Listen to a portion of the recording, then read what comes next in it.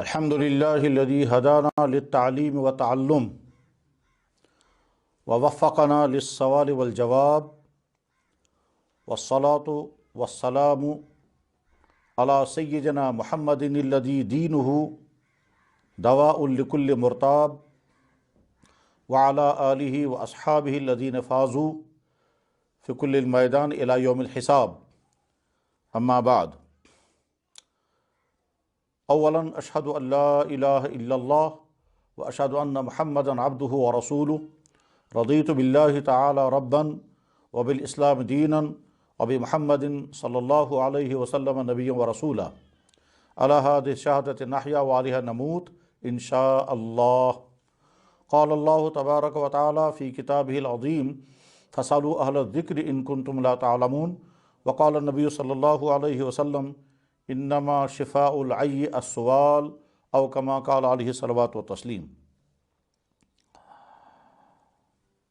محترم ناظرین و سامعین، السلام علیکم ورحمۃ اللہ وبرکاتہ.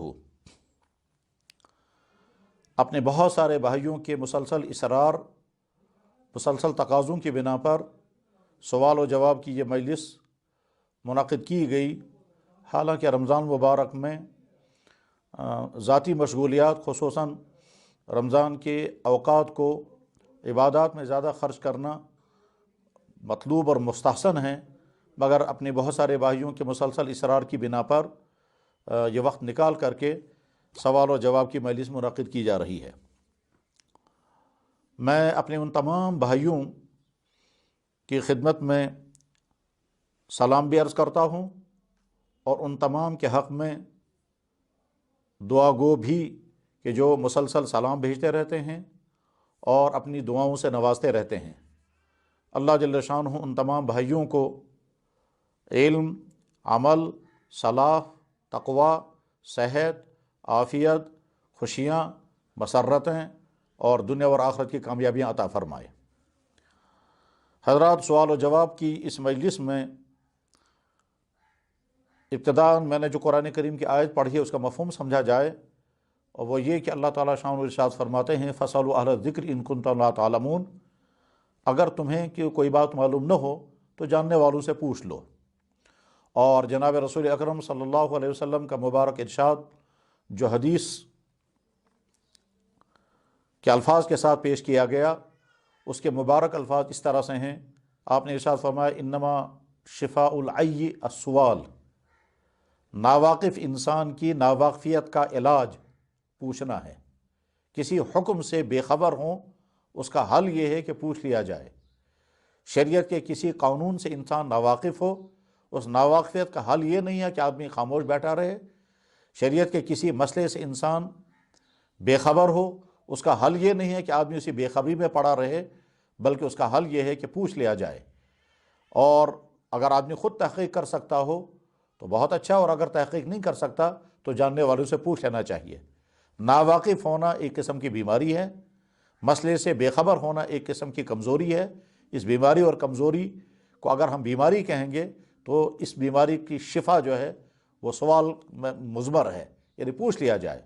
چنانچہ انسان جب پوچھتا ہے تو پوچھ کر کے دین پر عمل کرتا ہے، اور اس کے بعد پھر دین پر صحیح طور پر عمل کرنا اس کے لیے ممکن ہو جاتا ہے.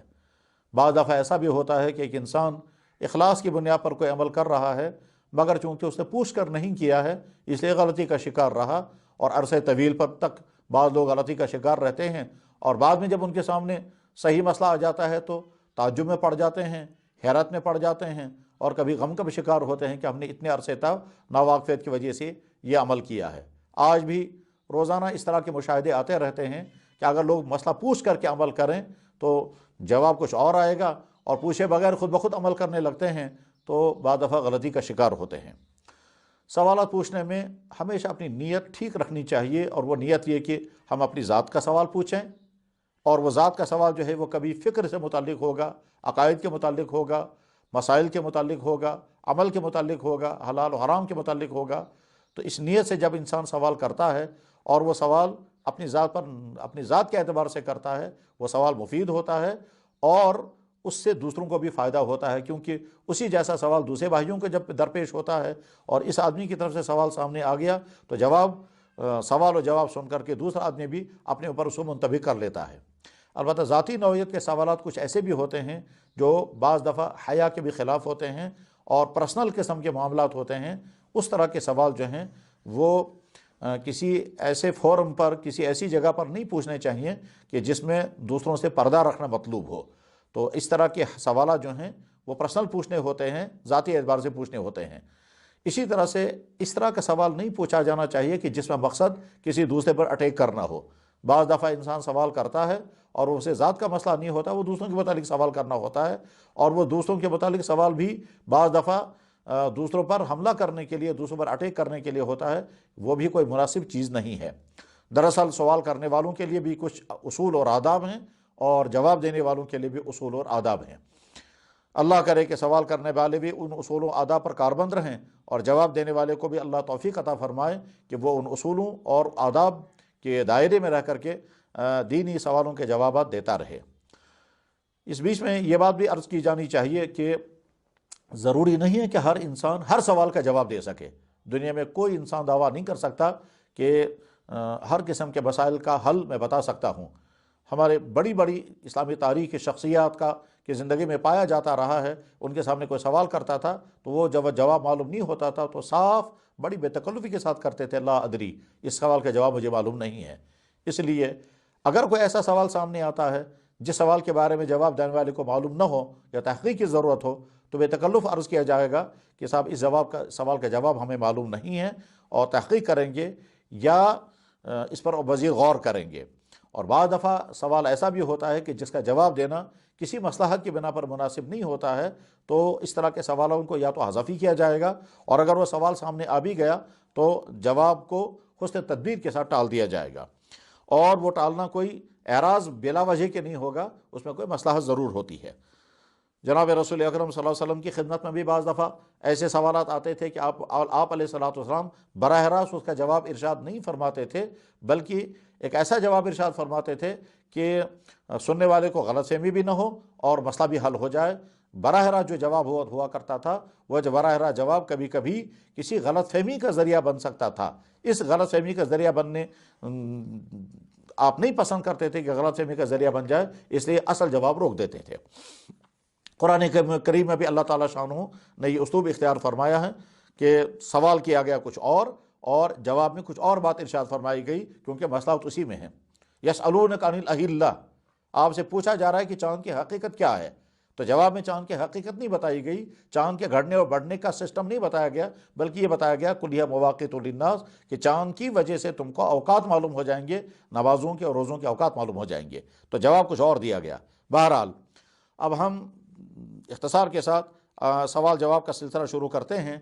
اللہ کرے یہ سوال ان تمام بھائیوں تک پہنچ جائیں جن کی طرف سے یہ سوالات آئے ہیں، اور سوال اور جواب ان بھائیوں تک پہنچ جائیں جن کی طرف سے سوالات آئے ہیں، اور جواب ان تک پہنچ جائے اور ان کی تشفی کا ذریعہ بنے۔ پہلا سوال ہے جناب مدثر احمد خان صاحب سری نگر سے سوال کرتے ہیں۔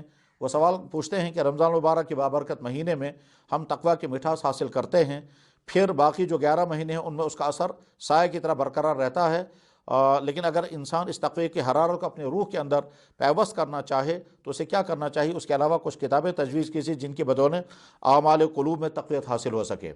جواباً عرض یہ ہے کہ یقیناً رمضان کے اندر تقویٰ کی خاص کیفیت حاصل ہو جاتی ہے، اسی وجہ سے انسان رمضان میں گناہوں سے بچتا ہے اور نمازوں کی ادائیگی، زکوٰۃ کی ادائیگی، روزوں کی ادائیگی کا اہتمام کرتا ہے، قرآن کریم کی تلاوت کرتا ہے۔ ان تمام اعمال کی وجہ سے انسان کی تقویٰ کی لیول بڑھ جاتی ہے، اور رمضان کی وجہ سے پورے معاشرے کا ایک ماحول جو ہے وہ دینی ماحول بن جاتا ہے، اس لیے تقویٰ کے اثرات پورے ماحول میں آ جاتے ہیں، اور گناہوں کے گناہوں کی تعداد چونکہ کم ہو جاتی ہے، اس کی وجہ سے بھی ماحول بالکل پاک صاف، کافی حد تک پاک صاف ہو جاتا ہے۔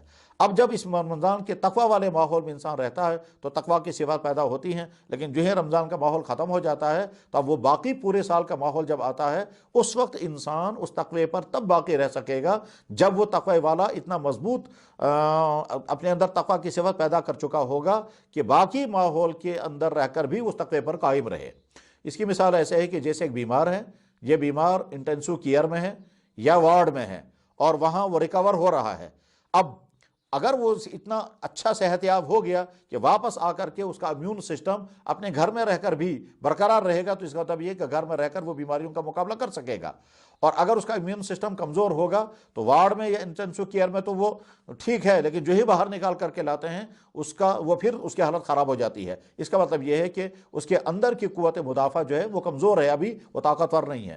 بس ٹھیک اسی طرح سے رمضان میں ہم اپنے اندر اگر تقوی کو مضبوط کریں، اور مضبوط کرنے کے بعد جو ہی رمضان کے بعد عمومی ماحول شروع ہو جاتا ہے اور شیطان بھی چھوٹ جاتے ہیں، تو اس وقت اپنے آپ کو اس تقوی پر قائم رکھنے کے لیے اپنے نفس سے اور شیطان سے مقابلہ کریں، نماز کے وقت میں نمازوں کا اہتمام کریں، زکوٰۃ کی ادائیگی کا اہتمام کریں، قرآن کریم کی تلاوت کا اہتمام کریں، گناہوں سے بچنے کے لیے اپنے نفس اور شیطان دونوں سے لڑیں، اور تو اس کے بعد پھر تقوی برقرار رہتا ہے۔ اور رمضان کا مقصد ہی دراصل وہی ہے۔ اس کے لیے ایک تو قرآن کریم کی تلاوت کا بہت زیادہ اہتمام کیا جانا چاہیے رمضان کے بعد بھی، اور اسی طرح سے نیک لوگوں کی صحبت زیادہ رہنی چاہیے رمضان کے بعد میں، خصوصاً جو صاحب دل حضرات ہیں، جو صاحب روح حضرات ہیں، جن کے ساتھ تعلق رکھنے سے انسان کے دینی مزاج میں تقویت پیدا ہوتی ہے، ایسے لوگوں کے ساتھ تعلق رکھا جائے، ان سے ملا جائے، ان کی صحبت اختیار کی جائے، تو اس کے نتیجے میں آدمی کے تقوی کی کیفیت مضبوط ہو جاتی ہے۔ وہ کتابیں کہ جن کتابوں میں گناہ کبیرہ سے بچنے کی ترغیبیں دی گئی ہیں، وہ کتابیں کثرت سے پڑھنی چاہیے۔ مثلا نوجوانوں کے لیے جو کتابیں لکھی گئی ہیں، نوجوان تباہی کے دہانے پر، مثالی نوجوان، حیا اور پاک دامنی، اس طرح کی کتابیں پڑھیں، جن کتابوں کے پڑھ کر کے ہم بار بار یہ سمجھیں کہ جوان کن خرابیوں کا شکار ہو کر کے گناہوں میں ڈوب جاتے ہیں، ان خرابیوں سے اپنے آپ کو بچائیں۔ اور تقوی پیدا کرنے کے لیے اکابر کے حالات ضرور پڑھنے چاہیے، جیسے اکابر کا تقوی حضرت شیخ مولانا زکریا صاحب نور اللہ مرکزہ کی کتاب تھی۔ اس طرح کی کتابیں پڑھنے سے بھی انسان تقوی پر قائم رہتا ہے۔ اور آخری بات اس سلسلے میں یہ ہے کہ رمضان میں جب تقوی کی کیفیت پیدا ہو گئی، اس کے بعد انسان اپنے آپ کو کسی بزرگ کے ساتھ وابستہ کر لیں، اور اس بزرگ سے تعلق قائم کرنے کے بعد پھر اس کی ہدایات کے مطابق عمل کرتے رہیں، جو اعمال وہ بتائیں، جو معمولات وہ تجویز کریں، ان معمولات کی پابندی سے عمل کریں، اور اپنے حالات ان کو بتاتے رہیں، اپنی تقوی کی حالت ان کو بتاتے رہیں، اپنی دینی سطح کم ہو رہی ہے یا زیادہ رہی ہے وہ ان کو بتاتے رہیں۔ بالکل اسی طرح سے جس طرح سے ایک انسان بیمار ہوتا ہے تو وہ ڈاکٹر کے پاس جا کر کے اپنا حال بتاتا ہے، پھر ڈاکٹر جو اسے دوائی دیتا ہے، ہر 15-20 دن کے بعد ڈاکٹر کو اپنا حال بتانا ہوتا ہے۔ بس ٹھیک اسی طرح سے کسی شیخ، کسی مرشد، کسی اپنے رہبر کے ساتھ اپنے آپ کو وابستہ کر دیا جائے اور اس سے دینی تربیت حاصل کی جائے، تو اس کے بعد پھر امید ہے تقوی کی وہ صفت کسی نہ کسی درجے میں برقرار رہے گی۔ اور اس کے ساتھ یہ بات بھی ذہن میں رہنی چاہیے کہ بہرحال رمضان اور غیر رمضان میں تو فرق ہے۔ ہم رمضان جیسی برکات و کیفیات غیر رمضان میں چاہیں تو بہت مشکل ہے، آسان نہیں ہے۔ البتہ ہمیں کوشش بہرحال کرنی ہے کہ تقوی کی وہ کیفیت برقرار رہے، کیونکہ روزے کا مقصد ہی یہی تھا کہ انسان کے اندر تقوی آ جائے، اور تقوی نام ہے تمام فرضوں کے ادا کرنے اور تمام حرام کاموں سے اپنے آپ کو بچانے کا۔ اللہ تعالیٰ شانہ ایسا تقوی ہم سب کو نصیب فرمائے۔ اگلا سوال ہے جناب پرویز احمد شیخ صاحب ہیں کھاگ بڑگام سے، یہ پوچھتے ہیں کہ مجھے اچھی طرح معلوم نہیں ہے کہ میں کب سے زکوٰۃ دینے کے قابل بنا ہوں، صاحب نصاب کب سے بن گیا ہوں۔ اب میں نے رمضان کی پہلی تاریخ کو طے کر لیا ہے، کیا یہ میرا کرنا درست ہے یا نہیں؟ جواباً عرض یہ ہے کہ ہمارے معاشرے کے اکثر حضرات کا حال یہی ہے کہ انہیں یہی معلوم نہیں کہ زکوٰۃ کب سے فرض ہے، اور یہ ہماری کوتاہی ہے۔ در حقیقت جیسے ایک انسان کو، مسلمان مرد اور عورت کو یہ معلوم ہونا چاہیے کہ میں کب سے بالغ ہوا، اسی طرح سے اسے یہ معلوم ہونا چاہیے کہ مجھ پر زکوٰۃ کب سے فرض ہوئی۔ اور زکوٰۃ فرض ہوتی ہے جس وقت انسان پہلی مرتبہ اتنے مال کا مالک بن گیا جتنے مال پر زکوٰۃ لازم ہو جاتی ہے، اور وہ مال اس وقت 612 گرام چاندی یا اس 612 گرام چاندی کی قیمت۔ مثلا آج کل 612 گرام چاندی کی قیمت 45,000 سے 50,000 کے بیچ میں ہے۔ بعض حضرات نے بتایا 46,000، بعض حضرات نے کہا 48,000، بہرحال 45 سے لے کر کے 50,000 تک کی چاندی کی قیمت ہے۔ تو جب کوئی آدمی 612 گرام چاندی یا اس کی ویلیو جتنی ہے اتنے پیسے کا جب مالک بن جائے گا تو یہ صاحب نصاب بن گیا۔ جس دن یہ مالک بن گیا اسی دن صاحب نصاب بن گیا۔ یہ کوئی بھی مہینہ ہو سکتا ہے، سال کا کوئی بھی دن ہو سکتا ہے۔ تو جس دن کسی انسان کے پاس اتنی رقم آ گئی، اپنے آپ کو سمجھے کہ میں آج کے بعد صاحب نصاب بن گیا، اب میں زکوٰۃ دینے والوں کی کیٹیگری میں آ گیا۔ فرض کرتے ہیں ایک نوجوان لڑکا مدرسے میں پڑھ رہا ہے یا کالج میں پڑھ رہا ہے، تعلیم ختم کرنے کے بعد اب وہ جب معاشی زندگی میں آ گیا تو اس نے کمانا شروع کر دیا، چاہے ملازمت کر کے چاہے بزنس کر کے کمانا شروع کر دیا۔ جس دن وہ اتنی رقم کا مالک بن جائے گا جتنے رقم پر زکوٰۃ لازم ہو جاتی ہے، وہ 612 گرام کی قیمت، اس دن صاحب نصاب بن گیا۔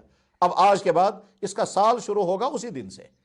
مثلا فرض کرتے ہیں ایک آدمی کے پاس کچھ بھی نہیں تھا، اس نے قرضہ لے لیا، قرضہ لے کر اس نے بزنس شروع کر دیا، یا ایک آدمی کے پاس کچھ بھی نہیں تھا، اس نے ملازمت کر لی، یا مثلا ایک طالب علم مدرسے میں پڑھ رہے تھے، فارغ ہو گئے، اس کے بعد وہ کہیں امام بن گئے، امام بننے کے بعد وہاں سے ان کو تنخواہ ملنی شروع ہو گئی۔ اب یہ تنخواہ لے رہے ہیں، خرچ کر رہے ہیں، یہاں تک کہ ایک مہینہ ایسا آ گیا کہ ان کے پاس یہ تنخواہ کی رقم اتنی جمع ہو گئی کہ وہ صاحب نصاب بن گئے، تو اسی دن ان پر زکوٰۃ لازم ہو جائے گی۔ یہ تاریخ ہمیشہ یاد رکھنی ہے۔ اب اس کے بعد اگلے سال اسی تاریخ کو دیکھنا ہے کہ رقم کل ان کے پاس کتنی ہے، یہ تاریخ ان کی ہمیشہ کے لیے بن جائے گی۔ تاریخ زکوٰۃ کی ادائیگی کی تاریخ اس طرح بنتی ہے۔ اب جب کسی انسان کو معلوم نہ ہو کہ میں صاحب نصاب کب سے بنا ہوں، تو کم سے کم اسے یہ اندازہ کرنا ہوگا کہ مجھے 1 سال ہو چکا ہے صاحب نصاب بنے ہوئے، یا 1 سال سے زیادہ ہو چکے ہیں۔ اگر 1 سال سے زیادہ ہو چکا ہے تو اس کو چاہیے پہلے 2 سال کی زکوٰۃ کی ادائیگی وہ کرے، اگر 1 سال سے زیادہ ہو چکا ہے۔ اور اگر 1 سال سے کم ہے کہ اس کے بعد زکوٰۃ کی رقم آئی ہے، تو اس کو چاہیے کہ وہ 1 سال کی زکوٰۃ ادا کرے، اور اس کے بعد پھر یہ ساری رقم وہ اپنے کسی دوسرے قریب تر رشتہ دار کے حوالے کر دے، مثلا اپنے والد، اپنی والدہ، اپنے بھائی، اپنی بیوی، اپنے بیٹے کے حوالے کر دے، اور خود اپنے آپ کو وہ اس سطح پر لے آئے کہ جس سطح پر زکوٰۃ لازم رہتی ہی نہیں ہے، یعنی زیرو پر لائے۔ جو ہی وہ زیورہ پر اپنے آپ پر لائے گا تو اس پر زکوٰۃ لازم نہیں رہے گی۔ اس کے بعد جو فرسٹ رمضان ہوگا، اور فرسٹ رمضان میں وہ ساری رقم ان کی واپس کر دیں ان کو، اور جب وہ ساری رقم ان کے حوالے واپس ہو جائے گی تو فرسٹ رمضان اب یہ پھر صاحب نصاب بن گئے۔ اس کے بعد اب ہمیشہ 1 رمضان سے یہ صاحب نصاب قرار پائیں گے، اگلے سال 1 رمضان سے ان کو زکوٰۃ دینی شروع کرنی ہے 1 سال کی ادائیگی کے بعد۔ اس سوال کے جواب میں اگر بات واضح نہ ہوئی ہو اور کنفیوژن ہو گیا ہو تو وہ الگ سے بھی تفصیل معلوم کر سکتے ہیں۔ پرویز احمد صاحب کا دوسرا سوال یہ ہے کہ چونکہ آج کل کے دور میں 7.5 تولہ سونا، 52.5 تولہ چاندی کی قیمت برابر نہیں ہے، اس میں بہت فرق ہے، تو آج کے زمانے میں نصاب کون سا ہے؟ تو جواب یہ ہے کہ آج کے زمانے میں نصاب سونا ہے، چاندی ہے۔ اگر کسی کے پاس صرف سونا ہے تو اس کے پاس 7.5 تولہ سونا یعنی 87 گرام سونا ہونا چاہیے تو زکوٰۃ لازم ہو جائے گی۔ اور اگر کسی کے پاس صرف چاندی ہے تو اس کے بعد 612 گرام چاندی یا 612 گرام چاندی یا 52.5 تولہ چاندی برابر ہے 612 گرام، تو پھر زکوٰۃ لازم ہوگی۔ اور اگر کسی کے پاس کچھ سونا اور کچھ چاندی ہے تو دونوں کی قیمت نکالیں گے، اور قیمت نکالنے کے بعد 52.5 تولہ چاندی یعنی 612 گرام چاندی کی قیمت کے برابر جب پیسہ ہوگا اور یہ رقم بن جائے گی تو زکوٰۃ لازم ہو جائے گی۔ اور اگر کسی کے پاس سونا بھی نہیں ہے، چاندی بھی نہیں ہے، کرنسی ہے یا تجارت کا مال ہے، تو اس کے لیے نصاب جو ہے وہ چاندی کا نصاب ہے، یعنی 612 گرام چاندی کی جو قیمت بنتی ہے وہ اتنی قیمت کے بقدر اگر پیسہ موجود ہے تو زکوٰۃ لازم ہو جائے گی۔ اسی طرح سے دکان کا مال اگر اتنا ہے کہ جو 612 گرام چاندی کی قیمت کے بقدر بنتا ہے، جیسا کہ ابھی عرض کیا گیا کہ وہ 45,000 سے لے کر 50,000 تک کی رقم بنتی ہے تو وہ صاحب نصاب بن جائے گا۔ تیسرا سوال ان کا ہے زکوٰۃ لینے والے کے لیے کیا نصاب ہے؟ جواب یہ ہے کہ زکوٰۃ لینے والے کے لیے کوئی نصاب نہیں۔ زکوٰۃ لینے والا اپنے آپ کو سمجھے کہ میں اس درجے کے پہنچ چکا ہوں کہ مجھے فاقے لگیں گے اور میرے پاس کمانے کا کوئی ذریعہ نہیں ہے، تو وہ زکوٰۃ لینے کا مستحق ہے۔ قرآن کریم میں اللہ تعالیٰ شان و ارشاد فرماتے ہیں کہ انما الصدقات للفقراء والمساکین، صدقات کا اور زکوٰۃ کے حقدار جو ہیں وہ فقراء اور مساکین ہیں۔ فقیر اس انسان کو کہتے ہیں جس کے پاس چند دنوں کا کھانے پینے کا سامان تو ہو، اس کے بعد نہیں، اور مسکین اس انسان کو کہتے ہیں جس کے پاس 1 یا 2 وقت مشکل سے ہو، اس کے بعد نہ ہو۔ ایسے انسانوں کو زکوٰۃ اور صدقہ فطر دینا چاہیے۔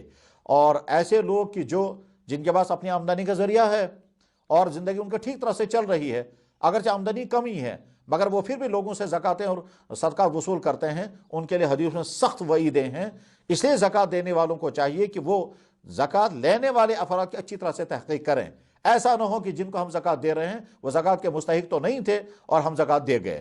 بہرحال جب کوئی انسان اپنے آپ کو زکوٰۃ کا مستحق بیان کر رہا ہے اور ہم نے اس کو زکوٰۃ دے دی تو ہماری زکوٰۃ ادا ہو جائے گی، لیکن زکوٰۃ دینے والوں کو چاہیے کہ وہ پہلے اچھی طرح سے معلوم کر لیں کہ ہم زکوٰۃ دینے والوں کے کیٹیگری میں آ بھی گئے یا نہیں، یا ہم زکوٰۃ کی کیٹیگری میں تو آئے نہیں ہیں، بس اس کے باوجود ہم اپنے آپ کو زکوٰۃ کا مستحق بتا رہے ہیں، تو ایسے ہی انسانوں کے لیے سخت عذاب کی وعیدیں حدیثوں میں موجود ہیں۔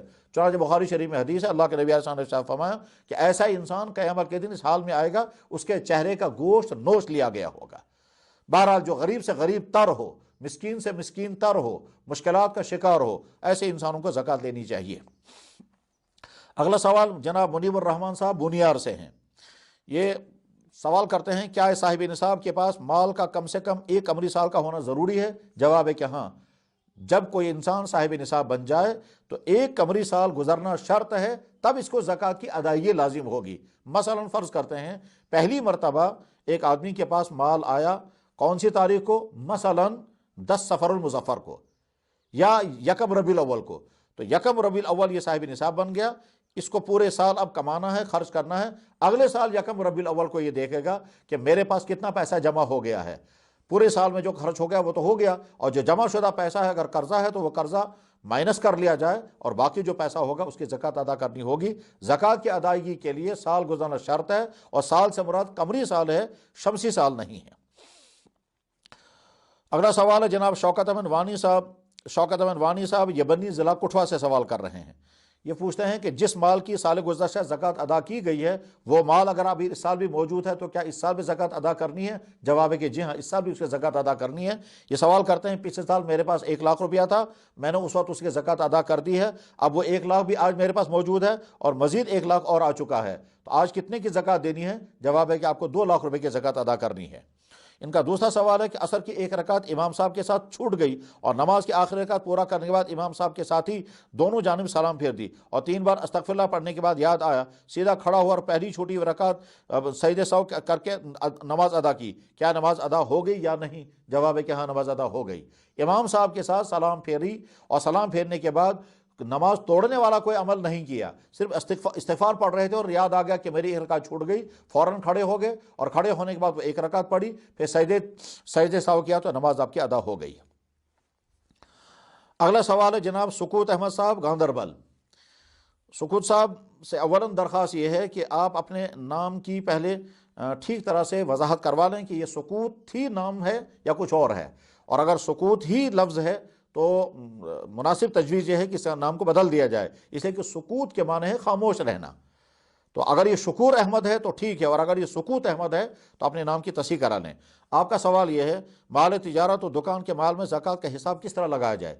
اس کا جواب یہ ہے کہ مال تجارت یا دکان کا مال اس پورے کا حساب کیا جائے، اور حساب کرنے کے بعد ٹوٹل نکالا جائے کہ اس وقت ہمارے دکان میں اتنی رقم کا مال موجود ہے۔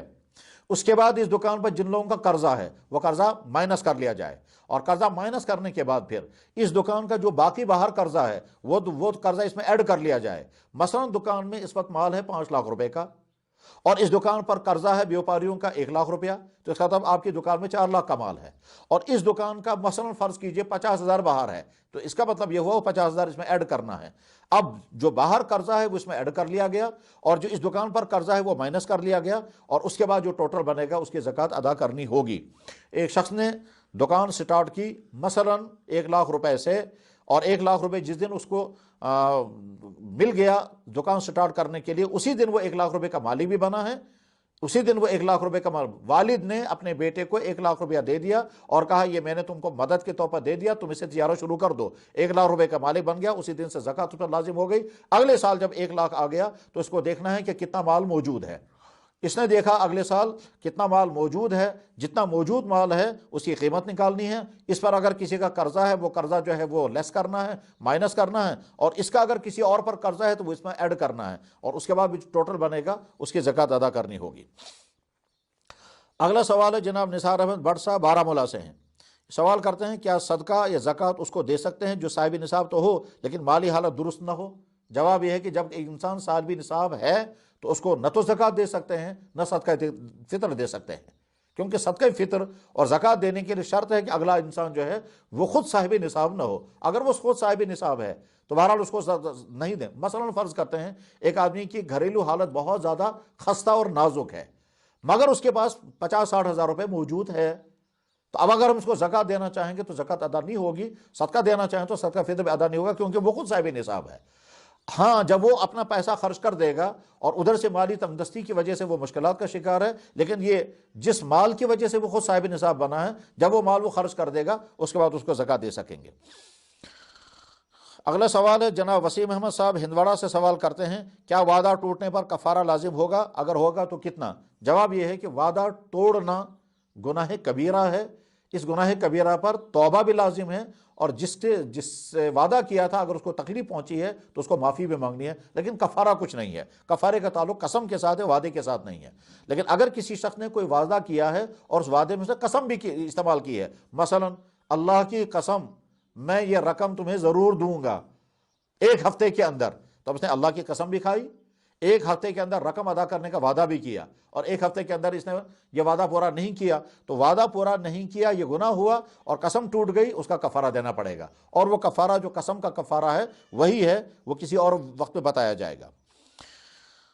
شیخ رمی صاحب بارہمولہ سے ہیں، سوال کرتے ہیں کیا صدقہ فطر ہر آدمی کو ادا کرنا چاہیے کہ صرف مالدار کو دینا ضروری ہے؟ جواب اس کا یہ ہے کہ صدقہ فطر ہر مسلمان پر لازم نہیں ہے، بلکہ ہر اس مسلمان پر لازم ہے جو مسلمان صاحب نصاب ہو۔ صاحب نصاب جتنی رقم پر زکوٰۃ لازم ہو جاتی ہے اس کو کہتے ہیں صاحب نصاب۔ زکوٰۃ لازم ہونے کے لیے 1 سال کا گزرنا بھی شرط ہے، صدقہ فطر لازم ہونے کے سال گزرنا شرط نہیں ہے۔ اسی طرح سے زکوٰۃ کے لازم ہونے کے لیے مال کا نامی ہونا ضروری ہے، ایسا مال جو بڑھ رہا ہو، جس کی ویلیو بڑھ رہی ہو، وہ مال ہونا ضروری ہے، اور صدقہ فطر کے لیے مال کا نامی ہونا ضروری نہیں ہے۔ اسی لیے مثلا فرض کیجئے ایک آدمی کے پاس 2 مکان ہیں، اس کے علاوہ اس کے پاس اور کچھ بھی نہیں ہے، تو اس دوسرے مکان کی وجہ سے اس پر زکوٰۃ لازم نہیں ہوگی، لیکن دوسرے مکان کی وجہ سے صدقہ فطر لازم ہو جاتا ہے۔ بہرحال اگر کوئی انسان مالدار نہیں ہے، غریب ہے، تو اس کو صدقہ فطر ادا کرنا لازم نہیں ہے، لیکن اگر وہ صدقہ فطر ادا کرے گا ثواب کے حاصل کرنے کے لیے تو یقیناً اس کو ثواب ملے گا۔ چنانچہ اسلامی معاشروں میں بہت سارے غریب لوگ جو اتنے غریب ہوتے ہیں کہ لوگ ان کو زکوٰۃ لالا کر کے دیتے ہیں، مگر وہ رمضان میں روزے رکھتے ہیں اور ساتھ میں اپنا صدقہ فطر بھی ادا کرتے ہیں کہ اگرچہ ہم غریب ہیں مگر صدقہ ہم بھی دیں گے تاکہ ہمیں صدقے کا ثواب ملے۔ اس سال صدقہ فطر کی مقدار کیا ہے اور کن لوگوں کو دینا چاہیے؟ جواب اس کا یہ ہے کہ صدقہ فطر دراصل 2.25 کلو گندم یا اسی قیمت، 2.25 کلو گندم یا آٹا یا اسی قیمت، ہر جگہ کے لوگ اپنے یہاں جو آٹا کثیر الاستعمال ہو اس آٹے کی قیمت معلوم کر لیں، اور وہ قیمت جو ہے وہ صدقہ فطر کم سے کم مقدار وہ ہوگی۔ چنانچہ اس سال ہمارے محقق علماء نے جو مقدار مقرر کی ہے ہر جگہ کے ریٹ کو معلوم کر کے، وہ 55 روپے بنتی ہے، یعنی 2.25 کلو گندم یا جو آٹا یہاں زیادہ استعمال ہوتا ہے اس آٹے کی 2.25 کلو کی جو قیمت بنتی ہے وہ 55 روپے کے بقدر بنتی ہے، تو کم سے کم صدقہ فطر جو ہے وہ 55 روپیہ ہوگا۔ اور اگر کوئی آدمی کشمش کے ذریعے صدقہ فطر ادا کرے تو اور زیادہ بہتر، کھجوروں کے ذریعے صدقہ فطر ادا کرے تو اور زیادہ بہتر، اسی طرح سے جو کے ذریعے صدقہ فطر ادا کرے تو اور زیادہ بہتر، کیونکہ اللہ کے نبی علیہ الصلوۃ نے صدقہ فطر کی ادائیگی کے لیے جن چیزوں کو بطور نصاب کے مقرر فرمایا ان میں انگور، کھجوریں، کشمش، یہ چیزیں اولین درجے میں طے فرمائی تھی۔ اس لیے ہم میں سے جو صاحب حیثیت حضرات ہوں ان کو چاہیے کہ وہ زیادہ زیادہ صدقہ فطر ادا کریں۔ کھجور 3.5 کلو یا ان کی قیمت، پھر کھجوروں کی کوالٹیاں الگ الگ ہیں، اسی طرح سے انگور اور اسی طرح سے کشمش، ان کی کوالٹیاں چونکہ الگ الگ ہیں، تو 3.5 کلو کشمش کی جو قیمت ہوگی وہ قیمت ایک آدمی کا صدقہ فطر بنے گا۔ کوشش یہ کرنی چاہیے زیادہ سے زیادہ دیا جائے، کم سے کم 55 روپیہ اس سال کا صدقہ فطر طے ہوا ہے۔ سوال ان کا یہ بھی ہے کہ جس طرح سے زکوٰۃ لازم ہے کیا اسی طرح سے صدقہ فطر کی ادائیگی کا بھی حکم ہے؟ جواب ہے کہ ہاں بالکل، زکوٰۃ بھی لازم اور صدقہ فطر بھی لازم، لیکن دونوں میں فرق ہے۔ وہ یہ ہے کہ زکوٰۃ کا حکم براہ راست قرآن کریم میں ہے اور بہت ساری آیات میں ہے، صدقہ فطر کا حکم اللہ کے نبی علیہ السلام کا دیا ہوا ہے۔ ایک فرق تو یہ ہے۔ دوسرا فرق یہ ہے کہ زکوٰۃ فرض ہے اور صدقہ فطر واجب ہے۔ فرض اور واجب میں وہی فرق ہے جو عشاء کی نماز میں 4 رکعت فرض اور 3 رکعت وتر، یا جمعے کی نماز اور عید کی نماز، جمعے کی نماز فرض ہے، عید کی نماز واجب ہے۔ ادا کرنے دونوں ضروری ہیں لیکن دونوں کی حیثیت میں فرق ہے، ایک کی حیثیت فرض ہونے کی ہے، ایک کی حیثیت واجب ہونے کی ہے۔ جیسے جمعہ کی نماز اور عید کی نماز میں فرق ہے، حیثیت کے اعتبار سے ایک فرض ہے اور اسی طرح سے عشاء کی نماز میں 4 رکعت فرض ہیں اور 3 رکعت وتر ہیں، یہ 4 رکعت فرض ہیں، وتر جو ہیں وہ واجب ہیں۔ اسی طرح سے زکوٰۃ جو ہیں وہ فرض ہیں، صدقہ فطر واجب ہیں، اور اگر چھوڑ دیں گے تو دونوں گنہگار ہوں گے۔ جیسے زکوٰۃ نہ دینے والا گنہگار ہے، صدقہ فطر نہ دینے والا بھی گنہگار ہی ہوگا۔ اگلا سوال جناب نفیس الحق صاحب اننت ناگ سے سوال کرتے ہیں، یہ سوال کرتے ہیں کہ جس شخص کی آمدنی مہینے کی 40-50 ہزار روپے ہو اس کو کتنا صدقہ فطر ادا کرنا ہوگا؟ جواب اس کا یہ ہے کہ صدقہ فطر کی مقدار طے ہے، یہ گھٹتی اور بڑھتی نہیں ہے۔ زکوٰۃ کی مقدار جو ہے وہ گھٹتی اور بڑھتی ہے۔ زکوٰۃ کی مقدار کیسے ہوگی؟ وہ 2.5% ہے۔ چنانچہ جس آدمی کے پاس 40 ہزار ہے اس کے ذمہ کوئی زکوٰۃ ہی نہیں ہے۔ جس آدمی کے پاس مثلا فرض کیجئے 80 ہزار روپے، اس کو 2,000 روپے زکوٰۃ دینے ہوں گے۔ جس کے پاس 1 لاکھ روپے ہے اس کو 2,500 روپے دینے ہوں گے۔ جس کے پاس 2 لاکھ روپے اس کو 5,000 روپے زکوٰۃ دینے ہوں گے۔ تو مال بھی بڑھتا رہے گا، زکوٰۃ کا ریشو بھی بڑھتا رہے گا، لیکن صدقہ فطر کی مقدار اتنی ہی رہے گی، وہ گھٹتی اور بڑھتی نہیں ہے۔ جس آدمی کے پاس صرف 50 ہزار ہیں اس کو بھی صدقہ فطر اتنا ہی ہے، جس کے پاس 1 لاکھ ہے اس کو بھی صدقہ فطر اتنا ہی ہے، جس کے پاس 10 لاکھ ہے اس کو بھی صدقہ فطر اتنا ہی ہے، جس کے پاس 10 کروڑ ہے اس کے بعد بھی صدقہ فطر اتنا ہے۔ صدقہ فطر کی مقدار گھٹتی اور بڑھتی نہیں ہے۔ جناب وسیم صاحب ہندواڑہ سے سوال کرتے ہیں، کرکٹ میں سنچری مکمل ہونے پر سجدہ کرنا کیسا ہے؟ انسان جن چیزوں کی خواب دیکھتا ہے اور جو اچھی تمنائیں ہوتی ہیں، جب اللہ تعالیٰ شانہ انسان کی کسی اچھی تمنا کو پورا کر دیں، اچھا خواب پورا ہو جائے، تو شکر ادا کرنا مومن کا مزاج ہے۔ ایمان کا جذبہ یہ ہے کہ آدمی فوراً اللہ کی بارگاہ میں شکر ادا کرتا ہے، یا اللہ میں نے فلاں چیز کے لیے محنت کی ہے، اللہ آپ نے وہ انعام مجھے عطا کر دیا ہے۔ تو نعمتوں کے ملنے پر شکر ادا کرنا خود اسلامی مزاج ہے، اور جب نعمت مل جائے تو شکر ادا کرنے کے لیے جیسے زبان سے انسان شکر ادا کرتا ہے، سجدہ شکر بھی ادا کرنا چاہے تو سجدہ شکر بھی ادا کر سکتا ہے۔ اگلا سوال ان کا یہ ہے کہ دکان کے مال پر کیا زکوٰۃ فرض ہوتی ہے؟ جواب ہے کہ یقیناً دکان کے مال پر بھی زکوٰۃ فرض ہوتی ہے، حساب برابر کرنا چاہیے اور حساب برابر کر کے پھر زکوٰۃ ادا کرنی چاہیے۔ ان کا اگلا سوال یہ ہے کہ اونٹ کا گوشت کھانے سے وضو ٹوٹتا ہے یا نہیں؟ جواب اس کا یہ ہے کہ اللہ کے نبی علیہ الصلوۃ والسلام نے اونٹ کے گوشت کھانے پر وضو کرنے کا حکم دیا تھا، یہ حدیث میں موجود ہے، اور حدیث کی اکثر کتابوں میں یہ حدیث موجود ہے۔ اور بعد میں آپ علیہ الصلوۃ والسلام نے اونٹ کے گوشت سے وضو کے حکم کو منسوخ کر دیا، اس لیے اب اونٹ کا گوشت کھانے سے وضو لازم نہیں ہوتا ہے، کیونکہ وہ حکم پہلے تھا، وہ منسوخ ہو چکا ہے، اب وہ حکم باقی نہیں ہے۔ گوشت ہے، جیسے باقی جانوروں کے حلال گوشت ہیں، حلال ہیں، ان کے گوشت کھانے سے وضو نہیں ٹوٹتا، اونٹ کا گوشت پہ حلال ہے، اس کے کھانے سے بھی وضو نہیں ٹوٹتا ہے۔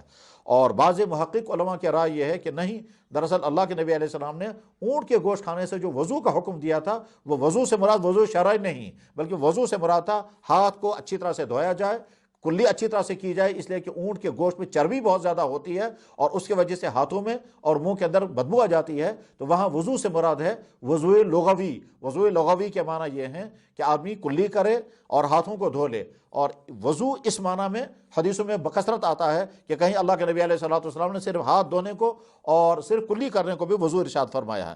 بہرحال وہ اونٹ کا گوشت کھانے سے وضو ٹوٹتا نہیں ہے، وضو برقرار رہتا ہے، اور وہ جو حکم پہلے تھا یا وہ صرف کلی کرنے کا حکم تھا، اور اگر مکمل وضو تھا تو وہ حکم منسوخ ہو چکا ہے۔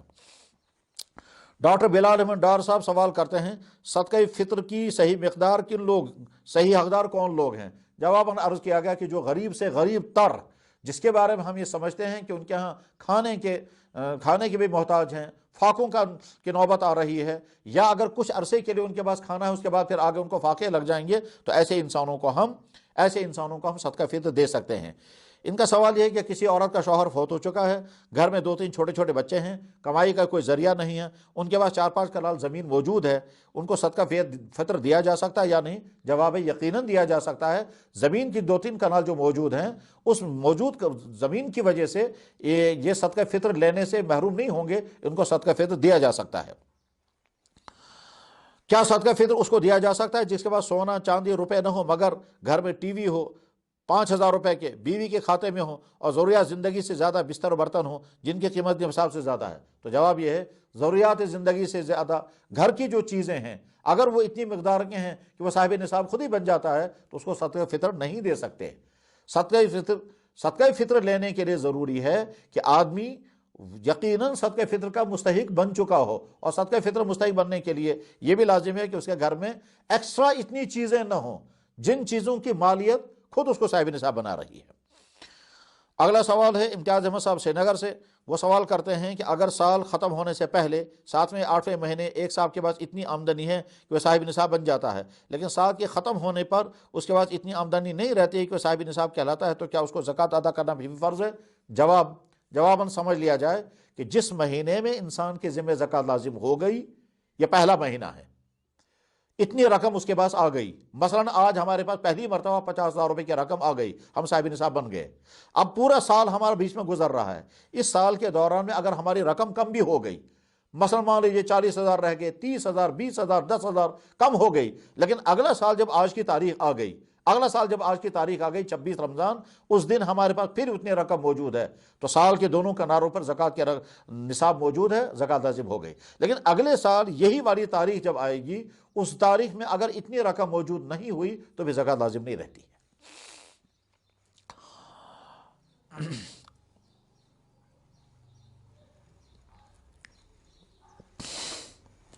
جناب شوکت وانی صاحب کوٹوا سے سوال کرتے ہیں کہ جس مال کی زکوٰۃ سال گزشتہ ادا کر دی گئی ہے وہ 1,00,000 روپے، اور اس سال وہ 1,00,000 روپے موجود ہے، یہ سوال بھی آ چکا ہے، اس کا جواب بھی عرض کیا جا چکا ہے۔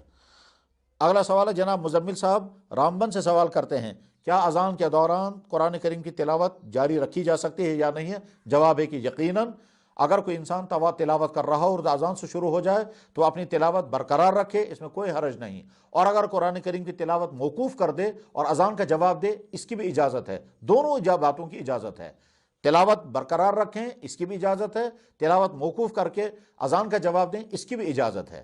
دراصل قرآن کریم کی تلاوت کو بند کرنے کا حکم اس لیے نہیں دیا گیا کیونکہ باقی زندگی کے معاملات میں تو انسان اپنے کاموں میں مشغول رہتا ہے اور ادھر سے اذان چلتی رہتی ہے، تو جب اسلام نے باقی کاموں کو بند کرنے کا حکم نہیں دیا تو تلاوت جو ایک عبادت ہے اس کو بند کرنے کا بھی حکم نہیں ہے۔ خلاصہ یہ ہے کہ تلاوت کے دوران کوئی انسان تلاوت کو کنٹینیو جاری رکھے درست، اور اگر تلاوت موقوف کر کے اذان کے جواب دے اس کی بھی اجازت ہے۔ کسی ایسے مدرسے میں زکوٰۃ دینا جہاں پر یتیم مساکین کی تعداد کل تعداد سے بہت کم ہو، یعنی چندہ مانگنے والوں کی تعداد زیادہ اور اصل میں وہاں تعداد بہت کم ہو، کیا زکوٰۃ ادائیگی ہوگی یا نہیں؟ جواب یہ ہے کہ مدرسے والوں کو چاہیے کہ جب وہ چندہ کریں تو صحیح تعداد صحیح مقدار بتا کر کے چندہ کریں، جھوٹ بول کر دھوکہ دے کر غلط تعداد بتا کر چندہ کرنا یہ خیانت ہے، یہ بددیانتی ہے، اور اس کی وجہ سے مدارس کی شبیہ داغدار ہوتی ہے۔ یہ تو ہے مدارس کے چندہ کرنے والوں کے متعلق، آپ کے مدرسے میں جو اصل صورتحال ہے وہی صورتحال بتا کر امت کے سامنے چندے کی اپیل کرنی چاہیے، حقیقت کچھ اور ہے اور بتایا کچھ اور جائے، یہ صحیح طریقہ نہیں ہے، اور اس کو دھوکہ میں دجل میں شامل کیا جا سکتا ہے۔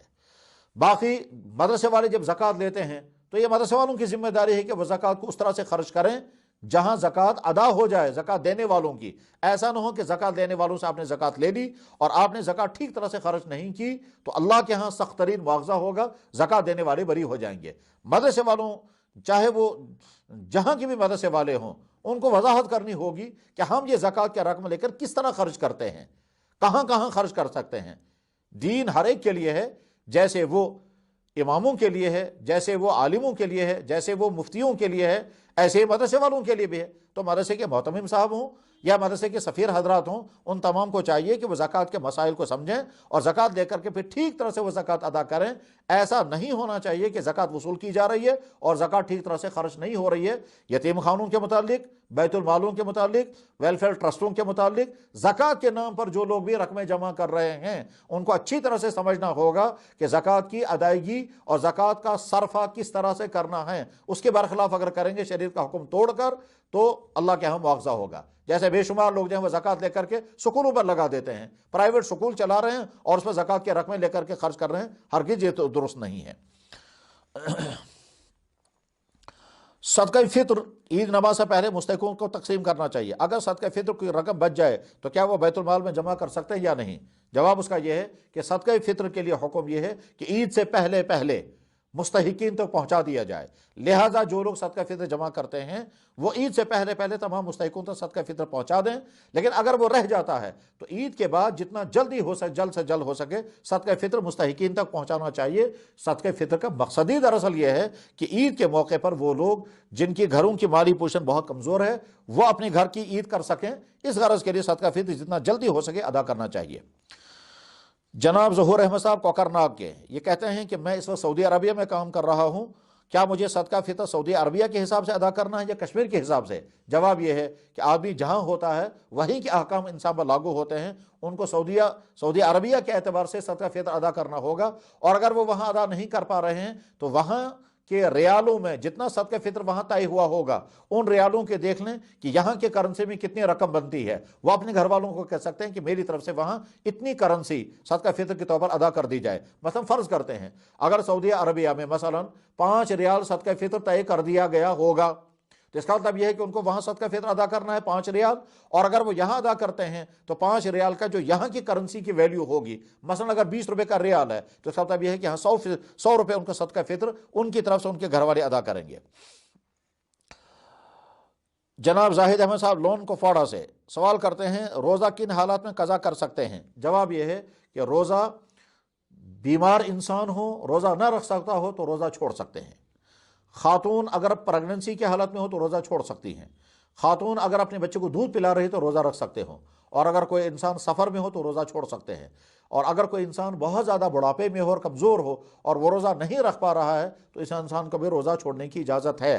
یہ 5 افراد ہو گئے جن کو روزہ چھوڑنے کی اجازت ہے، اس کے علاوہ نہیں۔ مسافر، مریض، معمر شخص، دودھ پلانے والی خاتون اور حالت حمل کی خاتون، ان 5 افراد کو روزہ چھوڑنے کی اجازت ہے اور بعد میں ان کو قضا کرنی ہوگی۔ اس کے علاوہ باقی کو روزہ چھوڑنے کی اجازت نہیں ہے۔ ان 5 افراد میں سے جو بوڑھا انسان ہے جو روزہ نہیں رکھ پا رہا ہے، اگر آئندہ اس کو امید ہے کہ روزہ رکھ پائے گا تو روزہ رکھنے ہوں گے، اور اگر وہ آئندہ امید نہیں ہے کہ روزہ رکھ پائے گا تو اس انسان کو روزوں کے بدلے میں فدیہ ادا کرنا ہوگا، فدیہ، اور وہ فدیہ 1 دن کے بدلے میں 1 صدقہ فطر ہے، اور صدقہ فطر کی مقدار ابھی بیان کی جا چکی ہے۔ جناب ظاہر صاحب کا اگلا سوال ہے صدقہ فطر کس کو دے سکتے ہیں؟ اس کا جواب آ چکا ہے۔ یہ سوال کر رہے ہیں اعتکاف کن چیزوں سے ٹوٹ جاتا ہے؟ جواب یہ ہے کہ بلا ضرورت مسجد سے باہر نکلیں گے اعتکاف ٹوٹ جائے گا۔ صرف 2 وجہوں سے مسجد کے باہر نکل سکتے ہیں، نمبر 1 وضو کرنے کے لیے، اور نمبر 2 اگر اس مسجد میں جمعہ نہ ادا ہوتا ہو تو دوسرے کا جمعہ پڑھنے کے لیے، بس ضرورت شرعیہ، ضرورت طبعیہ۔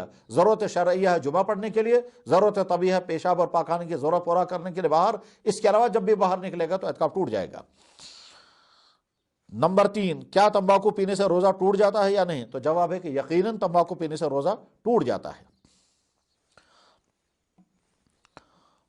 جناب زبیر احمد صاحب بارہمولہ سے سوال کرتے ہیں کیا ماسک لگا کر کے نماز ادا ہوگی یا نہیں، جبکہ ناک کا زمین پر لگنا ضروری ہے؟ جواب یہ ہے کہ ماسک لگا کر نماز ادا کرنا بالکل درست ہے۔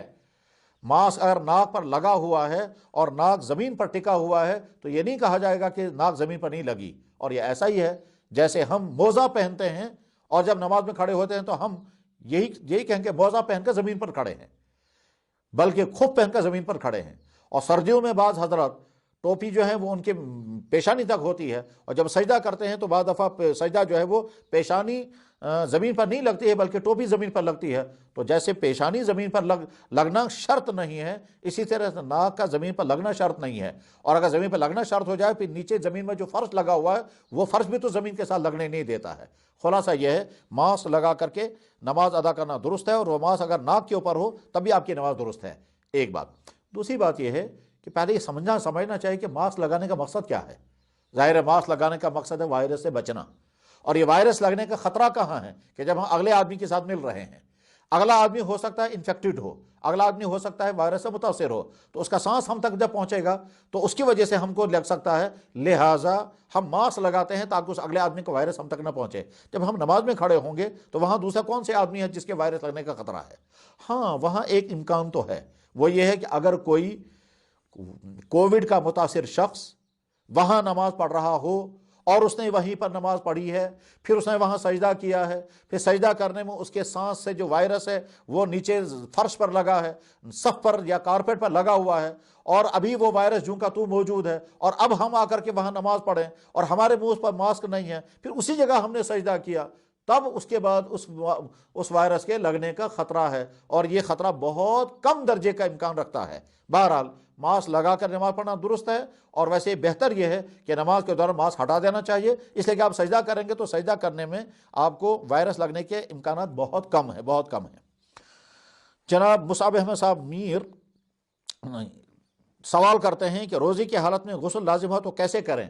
جواب یہ کہ روزے کی حالت میں غسل لازم ہوا تو غسل لازماً کرنا ہے، کلی بھی کرنی ہے، ناک میں بھی پانی ڈالنا ہے، پورے جسم پر پانی ڈالنا ہے۔ البتہ کلی کرنے میں اس طرح سے کلی نہیں کرنی ہے کہ اندر حلق کے اندر پانی چلا جائے، اور وہ ہے گرگرا کرنا، منہ میں پانی لے کر کے، منہ کو اوپر کر کے جب ہم گلے میں اور منہ کے اندر پانی کو گھماتے ہیں، اس کو کہتے ہیں غرغرہ کرنا، غرارہ کرنا۔ تو غرغرہ کرنا، غرارہ کرنا، اس میں خطرہ ہے کہ منہ کے اندر پانی چلا جاتا ہے، اس لیے جب روزے کی حالت میں کسی کو غسل کرنا پڑے تو غرغرہ نہ کریں، البتہ منہ میں اچھی طرح سے پورے منہ میں پانی ڈال کر کلی کر لیں، ناک میں پانی ڈال کر پورے جسم میں پانی ڈال دیں، اور اس طرح سے آپ کا غسل صحیح ہو جائے گا۔ اگلا سوال ہے، اگر رات کو کسی کو غسل فرض ہوا ہو تو کیا گھر والوں سے شرم کی وجہ سے صبح کو غسل مؤخر کیا جا سکتا ہے، اور کیا تیمم کر کے صبح کی نماز پڑھ سکتے غسل کیا جا سکتا ہے؟ اس کا جواب یہ ہے کہ اس موقع پر شرمانا درست نہیں ہے، بے تکلف غسل کرنا چاہیے۔ گھر والوں سے آپ کب تک شرماتے رہیں گے؟ حیا جو ہیں وہ کچھ جگہوں پر بہت پسندیدہ ہے اور کچھ جگہوں پر حیا نہیں کرنی ہوتی، وہاں عمل کرنا ہوتا ہے۔ ظاہر ہے یہ ابتدائی دنوں میں نوجوانوں کو یہی کیفیت رہتی ہے کہ وہ شرما جاتے ہیں اور ظاہر نہیں ہونا دیتے ہیں، لیکن اگلی زندگی کے معاملات ان کو یہ اس مزاج میں تبدیلی لانے پہ مجبور کر دیتے ہیں۔ ایسا شخص کہ جس پر غسل فرض ہو چکا ہو، اس کو چاہیے کہ وہ صبح اٹھ کر کے سحری کھا کر کے، یہ سحری کھانے سے پہلے غسل کر لیں تاکہ سحری بھی کھا سکے اور روزہ بھی رکھ سکے اور نماز بھی پڑھ سکے۔ اور اگر وہ سب کے سامنے غسل اس وقت نہیں کر سکتا تو سحری نہ کھائیں یا ہلکی سحری کھائیں، تاکہ فجر کی نماز وہ نماز ادا کر سکیں، اور اس کے پہلے غسل کرنا ضروری ہے، غسل کر کے پھر فجر۔ اور اگر کسی نے واقعتاً شرما شرمی کی وجہ سے غسل نہیں کیا اور اس کی وجہ سے اس کی فجر کی نماز بہرحال قضا ہو جائے گی، رمضان کے مہینے میں قضا ہوگی، آئندہ ایسا نہیں ہونا چاہیے۔ جناب کلیم الحق صاحب شپیان سے سوال کرتے ہیں، کیا روزے کی حالت میں بھاپ لے سکتے ہیں یا نہیں جبکہ بھاپ ناک کے اندر جاتی ہے؟ جواب یہ ہے کہ بھاپ کے متعلق تمام فتاویٰ کی کتابوں میں لکھا ہوا ہے کہ جب انسان بھاپ لیتا ہے تو یہ بھاپ اندر جا کر کے پانی میں کنورٹ ہو جاتی ہے، اس لیے اسے روزہ ٹوٹ جاتا ہے۔ جناب ناظم نذیر صاحب، ایڈیٹر تعمیل ارشاد، جو سری نگر سے نکلنے والا روزنامہ مشہور اخبار ہے، وہ سوال کرتے ہیں، فجر کی اذان اختتام سحری پر ہی دی جاتی ہے، اور اگر کوئی شخص کھانا تناول کر رہا ہو تو چند لقمے باقی ہیں، کیا وہ چھوڑ دیں یا پورا کر لیں؟ تو جواب اس کا یہ ہے کہ فجر کی اذان اختتام سحری پر ہوتی ہے، جو ہی اذان شروع ہو جائے جو چند لقمے باقی ہیں وہ لقمے چھوڑ دینے چاہیے، وہ لقمے نہیں کھانے چاہیے، اس لیے کہ چند لقمے باقی ہونے کے معنی یہ ہے کہ آپ نے کافی حد تک کھانا کھا لیا ہے، اور چند لقمے باقی ہیں، وہ لقمے کھانے بھی نہیں ہیں، ضائع بھی نہیں کرنے ہیں، وہ کسی جانور کو کھلا دیے جائیں یا کسی ایسے انسان کو کہ جس کا روزہ نہ ہو۔ لیکن اگر اس کے بعد اذان ہونے کے بعد بھی وہ چند لقمے کھائے تو خطرہ اس بات کا ہے کہ آپ کا روزہ ادا نہیں ہوگا، کیونکہ باؤنڈری جو ہے وہ منٹ ہیں، جس منٹ سے پہلے روزی ختم کرنا، سحری ختم کرنا ضروری ہے، اس باؤنڈری کے باہر جب آپ پار چلے جائیں گے، یعنی مثلا فرض کیجئے 4:15 پر اختتامی سحری ہے، اگر آپ نے 14 منٹ پر 16 منٹ یا 17 منٹ پر بھی سحری کھا رہے ہیں تو اس کے معنی یہ ہے کہ آپ نے دن کے ٹائم میں سحری کا لقمہ کھایا، اور خطرہ ہے کہ پھر آپ کا روزہ صحیح نہیں ہوگا۔ جناب عارف صاحب رفیع آباد سوال کرتے ہیں، کیا اعتکاف میں ضروری ہے محلے کا کھانا کھایا جائے؟ اگر محلے کی طرف سے کھانا نہیں آیا تو کیا اعتکاف نہیں ہوگا؟ کیا امام صاحب اپنے گھر کا کھانا نہیں کھا سکتا؟ جواب ہے کہ اعتکاف کرنے والا کہیں کا بھی کھانا کھا سکتا ہے، اپنے گھر کا کھائے، محلے والوں کا کھائے، یا کسی ایک فرد کی طرف سے کھائے، بہرحال اس میں کوئی پابندی نہیں ہے کہ محلے والوں کا کھائے یا اپنے گھر کا کھائے، اور اگر کوئی نہیں تو وہ اپنا انتظام بھی وہاں کھانے کا کر سکتا ہے، لیکن ظاہر ہے کھانا پکانے کے لیے جب وہ باہر آئے گا تو اعتکاف ٹوٹ جائے گا۔ ایسا بھی پایا گیا کہ ایک انسان نے اپنے کھانے کا اپنا انتظام خود ہی کیا، اور وہ کیسے؟ کسی ہوٹل والے سے طے کر دیا کہ آپ مجھے کھانا پہنچا دیا کریں گے اعتکاف کے اندر۔ حرم شریف کے اندر، مکہ مکرمہ مدینہ طیبہ کے اندر ایسے اعتکاف کرنے والے پائے جاتے ہیں کہ جو ہوٹل والے کو طے کرتے ہیں، ہم آپ کو پورے 10 دن یا پورے مہینے کا پیسہ دے کر کے رکھتے ہیں، آپ کا ملازم ہم کو کھانا لا کر دیا کرتا رہے گا، چنانچہ اس طرح سے وہ اعتکاف کرتے ہیں۔ بہرحال اعتکاف کے لیے ضروری نہیں کسی متعین جگہ کا کھانا کھائیں، اپنے گھر کا کھائیں، کسی فرد کا کھائیں، محلے والے انتظام کریں، اعتکاف ہے، اعتکاف کرنا چاہیے۔ سوال کر رہے ہیں نوشاد احمد بے صاحب کشتواڑ سے، کہتے ہیں میں ہارٹ پیشنٹ ہوں اس لیے روزہ نہیں رکھ سکتا، کیا مجھے کفارہ دینا ہوگا؟ اگر دینا ہوگا تو کس اور کتنا؟ اللہ تعالیٰ آپ کو شفا عطا فرمائے۔ اگر آپ ہارٹ پیشنٹ ہیں تو کیا اس بات کی امید ہے کہ آئندہ آپ روزہ رکھنے کے قابل ہو جائیں گے؟ اگر امید ہے تو پھر آپ کو اس وقت روزہ نہیں رکھنا ہے، اور آئندہ جب اللہ تعالیٰ آپ کو صحت یاب کر دیں گے اس وقت آپ روزہ رکھیں گے۔ لیکن اگر آئندہ صحت یاب ہونے کے امکانات نہیں ہے، روزہ رکھنے کے قابل آپ آئندہ نہیں ہو پائیں گے، تو پھر آپ کو روزوں کے بدلے میں فدیہ دینا ہوگا، کفارہ نہیں فدیہ، یہ ٹرمیں الگ الگ ہیں۔ کفارہ کہتے ہیں جب ہم نے کوئی جرم کیا، اس جرم کے بدلے میں جو ہم پیسہ دیں گے یا کھانا کھلائیں گے اس کو کفارہ کہتے ہیں۔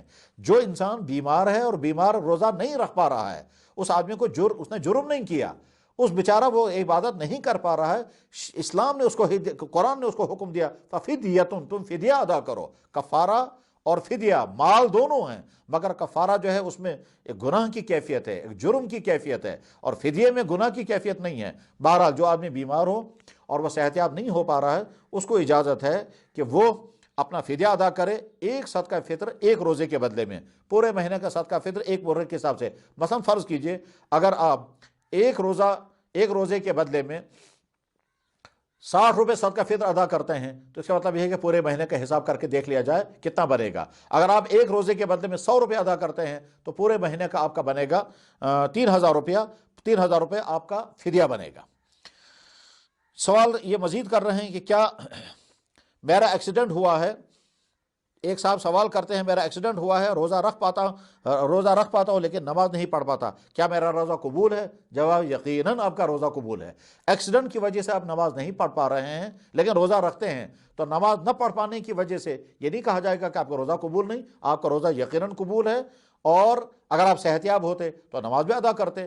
اب آپ اگر ایکسیڈنٹ کی وجہ سے نماز نہیں ادا کر پا رہے ہیں تو کسی مستند عالم سے پوچھ لیں اپنی کیفیت کیا ہے، وہ تجویز بتائے گا کہ آپ اسی موجودہ حالت میں نماز کیسے ادا کر سکیں گے۔ یا وضو نہیں کر پاتے ہیں، یا کھڑے نہیں ہو پاتے ہیں، یا کرسی پر بیٹھ کر یا بستر پر بیٹھ کر نماز ادا نہیں کر پا رہے ہیں، کیا صورتحال ہے؟ تیمم کر کے نمازیں ادا کی جا سکتی ہیں۔ بہرحال نمازیں ادا نہیں کر پا رہے ہیں، روزہ رکھ رہے ہیں، تو آپ کا روزہ بالکل درست ہے، اس کا ثواب آپ کو ملے گا۔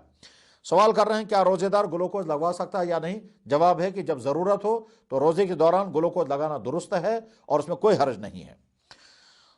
عمر متین صاحب زرگر سوال کر رہے ہیں کہ آپ ہیلتھ انشورنس اور اس سے متعلق مسائل پر روشنی ڈالیں تو ہماری رہبری ہوگی۔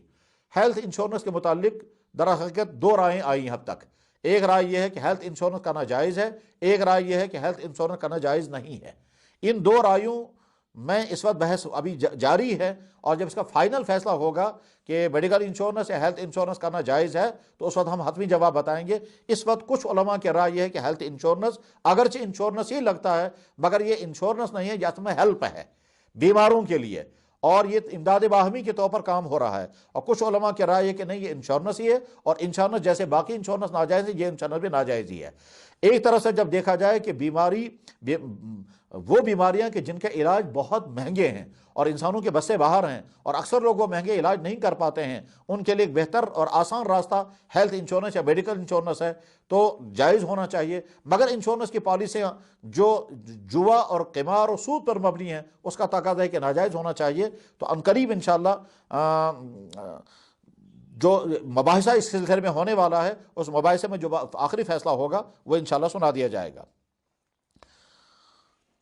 جناب سجاد صاحب بانڈی پور سے سوال کرتے ہیں میں کمپنی میں جاب کر رہا ہوں، اور وہ کمپنی ہر سال اپنے ملازمین کو ہیلتھ انشورنس خود سے کر دیتی ہے، ہم قبول کریں یا نہ کریں؟ کیا وہ انشورنس ہمارے لیے جائز ہے ناجائز؟ جواب یہ ہے کہ تمام وہ انشورنس جو کمپلسری ہیں، چاہے وہ گورنمنٹ کی طرف سے ہوں، چاہے وہ گاڑیوں کے ہوں، چاہے وہ ہیلتھ کے ہوں، وہ کمپلسری انشورنس کرنے پر آپ کو کوئی گناہ نہیں ہوگا۔ دراصل انشورنس وہ والا انشورنس کہ جو کمپلسری نہیں ہے بلکہ وہ اپنی مرضی پر ہے، اس انشورنس کے بارے میں سوال ہے، لیکن جو کمپلسری ہے وہ آپ کر سکتے ہیں، اور اس کمپلسری انشورنس کرنے میں کوئی مذاکرہ نہیں ہے۔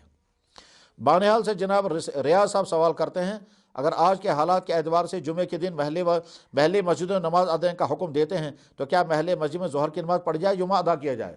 اس کا جواب یہ ہے کہ جن جگہوں پر، جن شہروں میں، جن قصبوں میں، جن بڑے گاؤں میں جمعہ کی نماز پڑھنے کی اجازت ہے، پہلے سے ہی ہے، شرائط جمعہ وہاں موجود ہیں، ان جگہوں پر جب ایک جگہ جمعہ ادا نہ کر سکیں تو چھوٹے چھوٹے جماعتیں کر کے جمعہ کی نماز ادا کر سکتے ہیں۔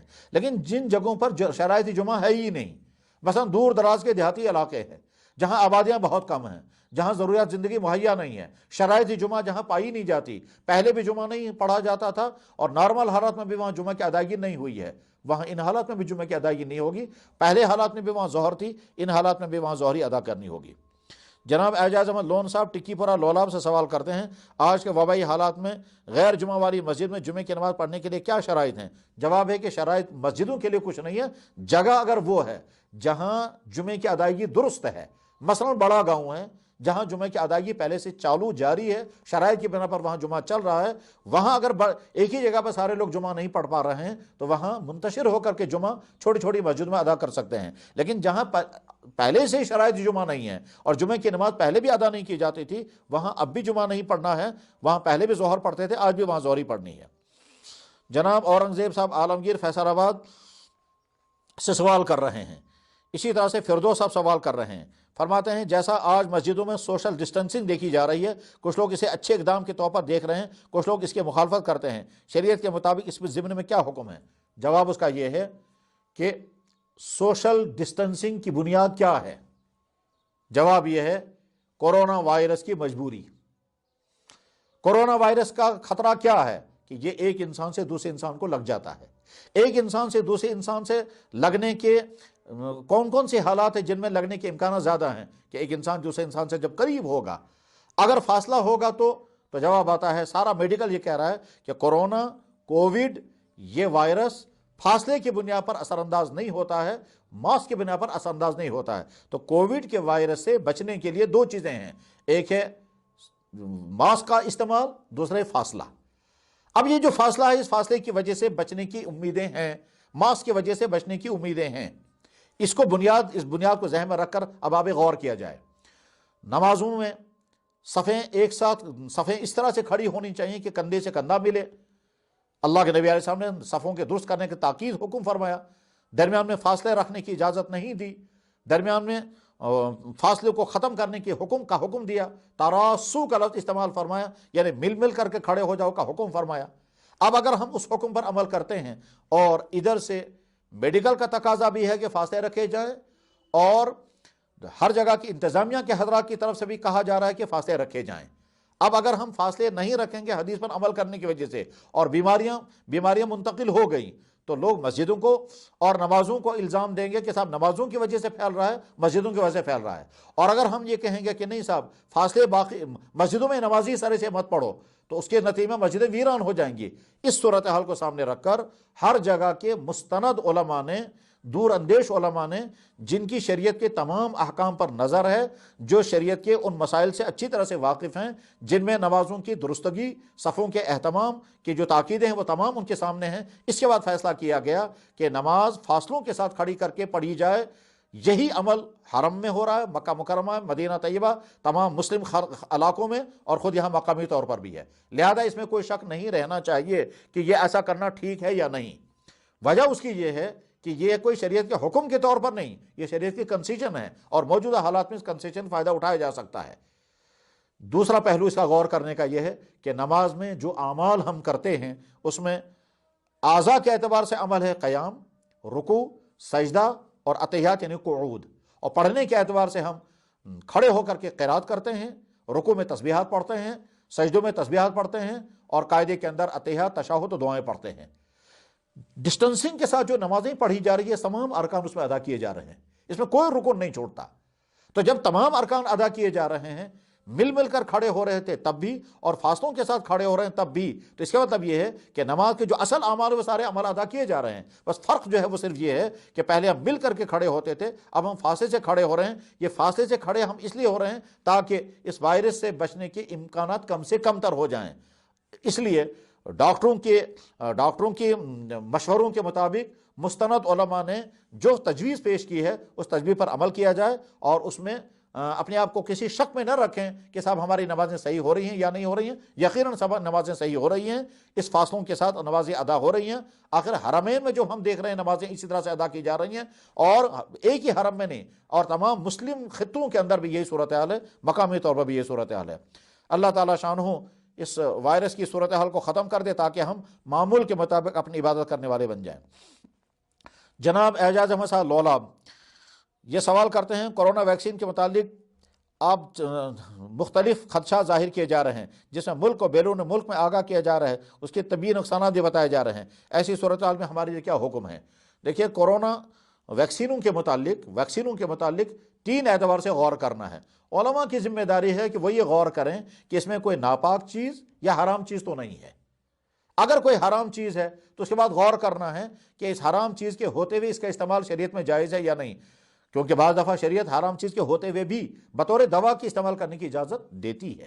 جیسے مثلا ایک خاتون ہے، اس کے وضع حمل کا معاملہ ہے، اور وضع حمل طبی طور پر نہیں ہو پا رہا ہے، ہم اس کو ہسپتال لے جا رہے ہیں، اور وہاں ہو سکتا ہے کہ اجنبی ڈاکٹروں کو نو کے ذریعے سے یہ وضع حمل کا عمل کرا جائے اور وہاں بے پردگی ہوگی. تو ظاہر ہے یہ بے پردگی جو ہے وہ جان بچانے کے لیے دی جا رہی ہے. تو شریعت تداوی بالمحرم، یعنی وہ مرحلہ کہ جب آدمی حلال ذریعے سے علاج کرنے پر کامیاب نہ ہو سکے تو حرام ذریعے سے علاج کرنے کی شریعت کنسیشن دیتی ہے. تو اب اگر اس ویکسین کے اندر کوئی حرام اجزاء شامل کیے گئے ہیں یا ناپاک اجزاء شامل کیے گئے ہیں تو بھی شریعت کی طرف سے فیصلہ ہوگا یہ اس کا استعمال کرنا ہے یا نہیں کرنا. جب متبادل نہیں ہوتا ہے تو حرام چیز سے ملی ہوئی دوائی یا ناپاک چیز سے تیار شدہ دوائی استعمال کرنے کی شریعت اجازت دیتی ہے. اب تک کی جو تحقیق ہے وہ یہ ہے کہ اس ویکسین کے اندر نہ تو کوئی حرام چیز شامل کی گئی ہے اور نہ کوئی ناپاک چیز شامل کی گئی ہے.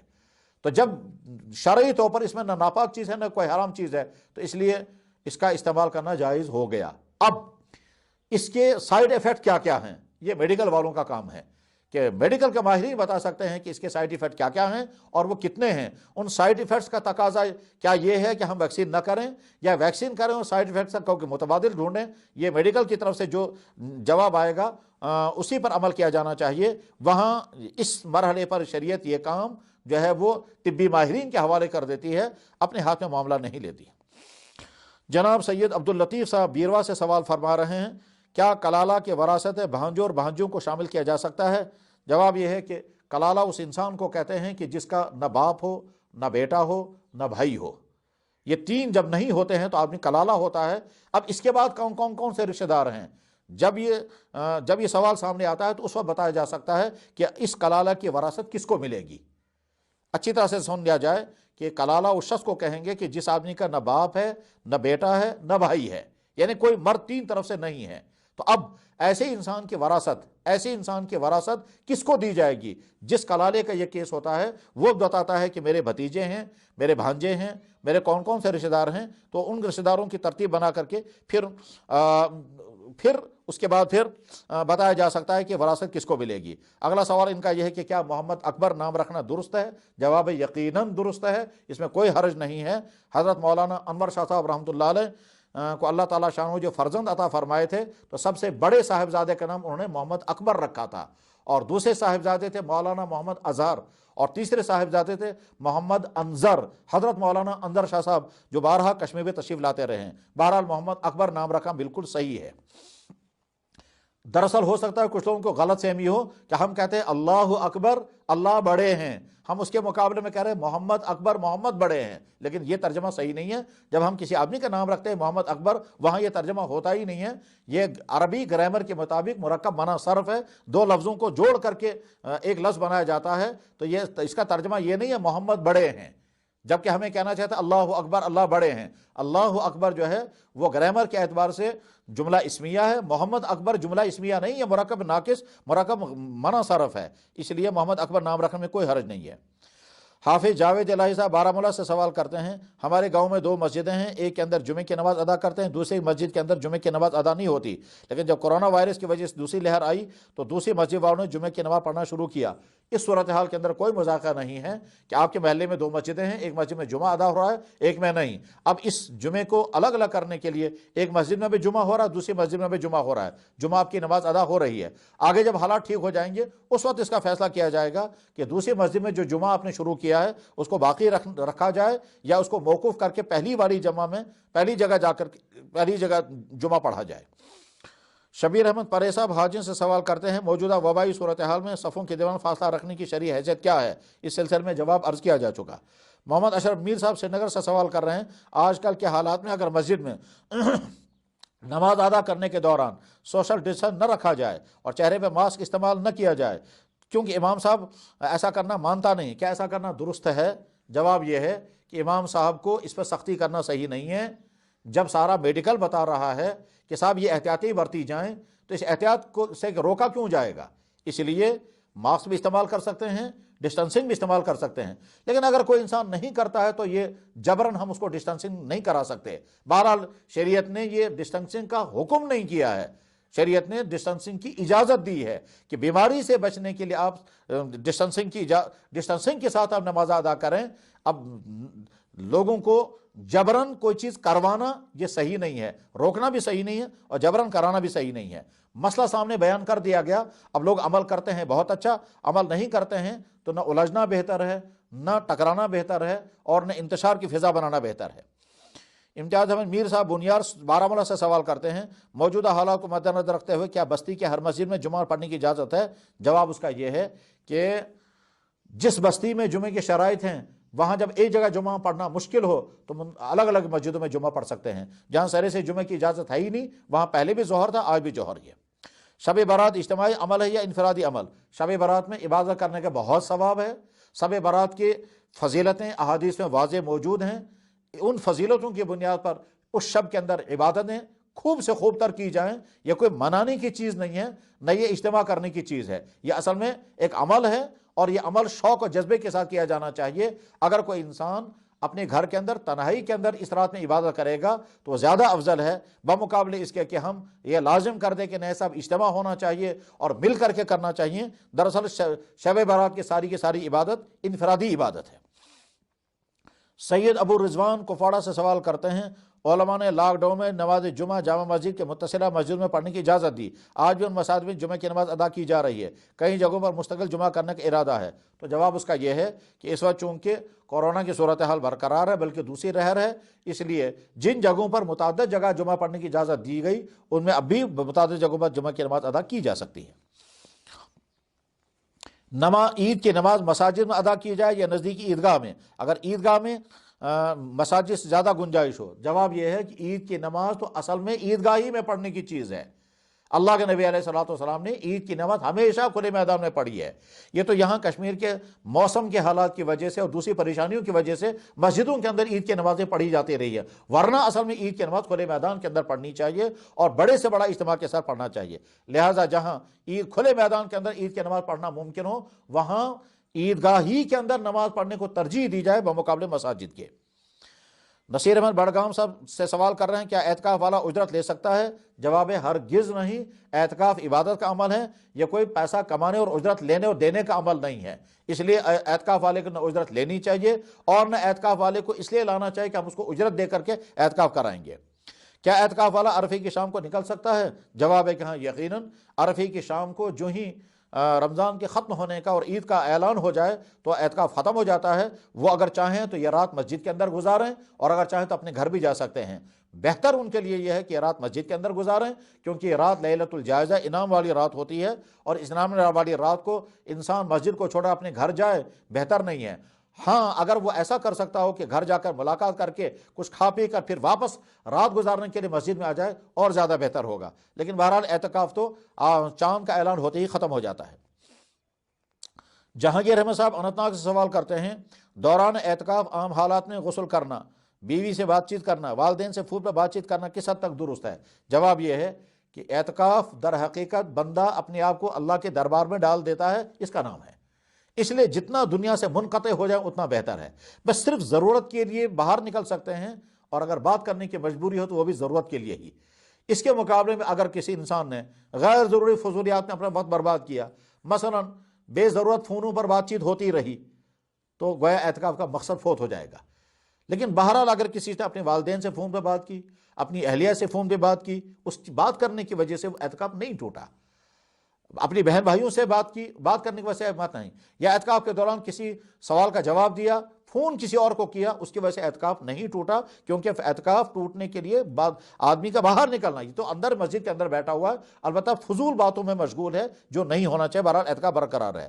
رہا غسل کا معاملہ، تو اعتکاف کے دوران اگر غسل لازم ہو جائے تو وہ غسل کرنا تو اجازت ہے، لیکن مسنون غسل، وہ مسنون غسل نہیں کرنا چاہیے جو مسنون غسل جمعے کے دن ہوتا ہے، وہ مسنون غسل نہیں کرنا چاہیے۔ رہا گرمی کی وجہ سے غسل، تو گرمی کی وجہ سے غسل کرنے کی اکثر علماء نے اجازت نہیں دی ہے کہ گرمی کی وجہ سے غسل کرنے کی اس لیے کہ جناب رسول اکرم صلی اللہ علیہ وسلم نے جب اعتکاف فرمایا تھا اور آپ نے ضرورت محسوس فرمائی کہ اپنے مبارک سر کو دھلوائیں، آپ مسجد کے اندر ہی خود قیام پذیر رہے اور اپنا سر مبارک مسجد کے باہر نکالا اور حضرت عائشہ صدیقہ رضی اللہ تعالیٰ عنہ نے اپنے حجرے کے اندر رہ کر یا اپنے حجرے کے صحن کے اندر کھڑے ہو کر جناب رسول اکرم صلی اللہ علیہ وسلم کے سر مبارک کو دھویا. یہ حدیثوں میں موجود ہے. اللہ کے نبی علیہ السلام خود مسجد کے اندر رہے، اپنا سر مبارک مسجد سے باہر نکالا، یا تو دروازہ یا کھڑکی، بہرحال سر مبارک باہر نکالا، اور حضرت عائشہ صدیقہ رضی اللہ تعالیٰ نے آپ کے سر مبارک کو دھویا. یہ حدیث موجود ہے، حدیث کے تمام کتابوں میں، بخاری، مسلم، ترمذی، ابو داؤد، تمام حدیثوں میں موجود ہے. حضرت عائشہ کا سر مبارک دھونا اور آپ علیہ السلام کا خود مسجد کے اندر رہنا اور سر باہر. بس یہیں سے سمجھ میں آ سکتا ہے کہ اگر باہر نکلنے کی اجازت ہوتی تو آپ خود باہر تشریف لاتے اور پورا جسم عطر دھو لیتے، یعنی غسل فرما لیتے. لیکن آپ خود باہر تشریف نہیں لائے، صرف سر کے اندر غالباً ہو سکتا ہے اتنی الجھن محسوس کر رہے ہوں کہ آپ کی بشاشت برقرار نہیں رہی، آپ نے مناسب سمجھا سر مبارک کو دھلوائیں، خود مسجد کے اندر رہے. اس لیے سنت کا غسل کرنے کے لیے مسجد سے باہر نہیں نکلنا ہے، اور گرمیوں کی بنا پر غسل کرنے کے لیے بھی مسجد سے باہر نہیں نکلنا ہے. یہ اکثر علماء کی رائے یہی ہے. محمد طاہر صاحب بارہمولہ فرماتے ہیں شب قدر میں مسجد میں بعد جماعت نماز تراویح پڑھ کر گھر میں شب کر سکتے ہیں؟ جواب ہے یقیناً کر سکتے ہیں، اور زیادہ افضل وہی ہے کہ تراویح بعد جماعت پڑھنے کے بعد گھر آئیں اور گھر میں نوافل، تلاوت، ذکر و اذکار، دعائیں، ان میں مشغول رہیں. یہ زیادہ افضل ہے. جناب مبارک حسین صاحب راولپورہ سے سوال کرتے ہیں 29ویں رمضان کو 9:30 بجے اعلان ہوا کہ شوال کا چاند نظر آ گیا. ہم نے تب تک تراویح کی 10 رکعتیں پڑھی تھی، اب آگے کیا کیا جائے؟ جواب یہ ہے کہ جب 29ویں رمضان کو تراویح شروع کی جا چکی، تو جس وقت تراویح شروع کی جا رہی ہے یہ کہا جا رہا ہے کہ گویا رمضان ہے، تراویح پڑھ رہے ہیں اور اب اعلان ہو گیا بیچ میں کہ صاحب چاند نظر آ چکا ہے. اس کا مطلب اب ہمیں پتہ چلا کہ رمضان ختم ہو چکا ہے. اب تک کی جو 10 رکعت تراویح ہے یہ تراویح نہیں بنی، یہ نفل نماز میں شمار ہو جائے گی، ضائع نہیں ہوگی. اور اب آگے آپ کو تراویح بھی نہیں، تراویح اب رہی ہی نہیں کیونکہ رمضان ختم ہو چکا ہے. آگے آپ کو صرف وطر پڑھنے ہیں، اور وطر بھی بغیر جماعت کے ادا کرنے کیونکہ رمضان ختم ہو چکا ہے. وسیم ابن زبیر بانڈی پورہ سے سوال کرتے ہیں کیا ماسک لگا کر نماز پڑھنا جائز ہے؟ ماسک لگا کر نماز پڑھ سکتے ہیں یا نہیں؟ جواب عرض کیا جا چکا کہ پڑھ سکتے ہیں. محمد رفیق اننت ناگ سے سوال کر رہے ہیں کیا طاق راتوں میں گھنٹہ یا 1.5 گھنٹہ عبادت کر کے اور صبح تہجد پڑھے اس کو شب قدر ثواب ملے گا؟ امید ہے اللہ تعالیٰ شانو شب قدر کا ثواب ضرور عطا کریں گے کہ جب اس نے طاق راتوں میں رات کا ابتدائی حصہ بھی عبادت میں گزارا، رات کا آخر حصہ بھی گزارا، اور بیچ میں 1-8 گھنٹہ لیٹ گیا، آرام کیا، امید ہے انشاءاللہ شب قدر کا ثواب ضرور ملے گا. شوکت علی صاحب بیج بہاڑا سے سوال کرتے ہیں وبائی صورتحال کے مد نظر عید کی نماز کے حوالے سے اب کچھ ارشاد فرمائیے کہ کون سی تدابیر کو مد نظر کے نماز ادا کی جائے؟ جواب یہ ہے کہ نمازیں جیسے 5 وقتہ نمازیں ادا کی جا رہی ہیں، جیسے جمعے کی نماز ادا کی جا رہی ہے، اسی طرح سے عید کی نماز بھی ادا کی جائے. البتہ سب سے بہتر ہوگا یہ ہر علاقے کے لوگ کھلے میدان کے اندر اپنی اپنی جائے نمازیں لا کر کے، ماسک پہن کر کے کھلے میدان کے اندر جائے نمازیں لا کر کے فاصلوں کے ساتھ نماز عید ادا کریں. اور اگر ایک ہی وقت میں سارے لوگ جمع نہ ہو سکیں تو متعدد عید کی نمازیں ادا کریں کھلے میدان کے اندر. اس کی وجہ سے پھر اس وائرس کے پھیلنے کے امکانات کم سے کم ہوں گے. مسجد میں امکانات کسی درجے میں زیادہ ہیں، عیدگاہ میں نماز پڑھنے پر امکانات اس سے بھی کم ہیں. اور اگر عیدگاہ میں مثلا نیچے گیلا پن ہو، صاف نہ ہو، کسی بھی میدان کے اندر اپنے اپنی جائے نمازیں بچھا کر کے نماز عید ادا کی جا سکتی ہے. میر شاہی صاحب بانڈی پورہ سے سوال کر رہے ہیں تہجد کی نماز کم سے کم کتنی رکعت پڑھ سکتے ہیں؟ جواب تہجد کی نماز کم سے کم 2 رکعت، 4 رکعت، 6 رکعت، 8 رکعت، 12 رکعت. زیادہ بہتر ہے 4 رکعت یا 8 رکعت یا 12 رکعت. اور یہ ساری تعداد جو ہیں وہ احادیث میں موجود ہے. اللہ کے نبی علیہ الصلوۃ والسلام نے 12 رکعت تہجد بھی پڑھی ہے. حضرت عبداللہ بن عباس رضی اللہ عنہ کی حدیث موجود ہے، بخاری میں ہے. حضرت اللہ کے نبی علیہ الصلوۃ والسلام نے 8 رکعت تہجد بھی پڑھی ہے، حدیثوں میں موجود ہے. حضرت عائشہ کی حدیث ہے، اس سے کم بھی آپ نے نماز ادا فرمائی، وہ بھی حدیث میں موجود ہے.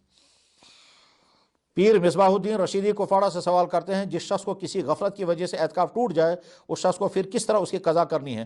جواب یہ ہے کہ جب اعتکاف ٹوٹ جائے تو اس کو رمضان کے بعد 24 گھنٹے کا اعتکاف کرنا ہوگا. اور اگر رمضان کے بعد چھوٹ جانے کا خطرہ ہے تو رمضان سے پہلے جو ہی اعتکاف ٹوٹ گیا، اعتکاف ٹوٹنے کے بعد اب وہ تو اعتکاف سے باہر ہو چکا ہے، لہذا وہ پھر اعتکاف کرے تاکہ وہ ٹوٹی ہوئی کا قضا کرے، 24 گھنٹے وہیں اعتکاف، اور باقی بقیہ تمام دن وہ اسی مسجد کے اندر عبادت کے اندر گزار دے، اور نیت یہ کرے کہ جو اعتکاف مجھے ٹوٹ گیا اس کی قضا بھی کر رہا ہوں. تو پھر عید کے بعد کوئی قضا نہیں کرنی ہوگی. جناب ماجد لون صاحب ہندواڑہ سے سوال کرتے ہیں، بہت سارے دور دراز علاقے جہاں پہ نماز جمعہ کی ادا کی جاتی ہے مگر ان جگہوں پر روزمرہ کی ضروریات پوری نہیں ہو سکتی ہیں۔ اس سلسلے میں جواب یہ ہے کہ جس جگہ کے لوگوں نے اپنے یہاں جمعہ کھڑا کیا ہے یہ ان وہاں کے لوگوں کی ذمہ داری ہے کہ وہ یہ دیکھیں کہ جمعہ کی شرائط ہیں یا نہیں۔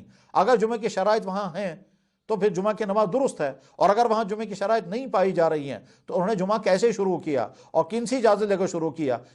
ہر علاقے کی صورتحال الگ الگ ہے، اس لیے ایک ہی حکم سب کے بارے میں نہیں دیا جا سکتا۔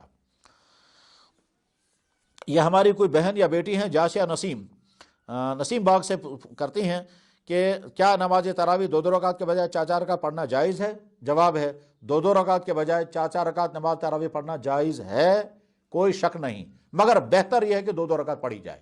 وجہ 1400 سال ہو گئی امت کو 2 رکعت نماز تراویح پڑھتے ہوئے، اب ہم اس کو چینج کیوں کریں؟